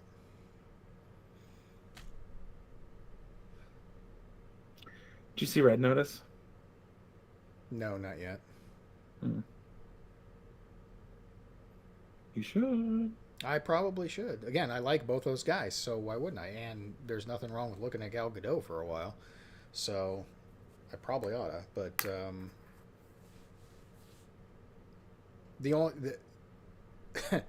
the only thing I've seen from it, quote unquote, is a doctored scene where Ryan Reynolds and Rock's confronting Ryan Reynolds' character about stealing a painting, and then there's a scene where it jumps to the side view of both of them talking at each other and the painting's in the background.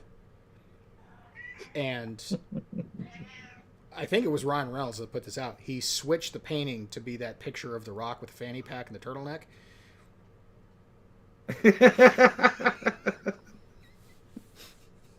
Oh, God. Which is just clutch.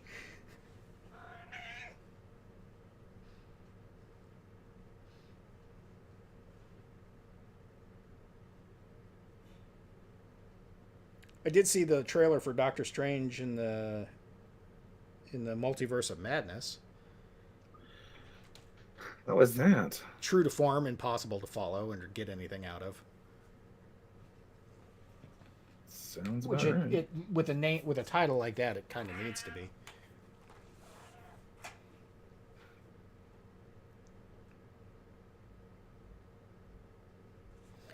I gotta wrap this up. I gotta get the kids to bed.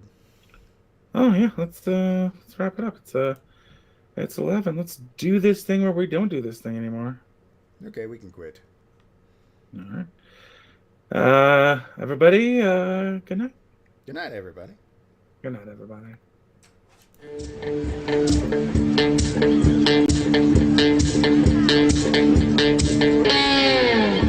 Well, I believe in good vibrations is what creates a beautiful nation.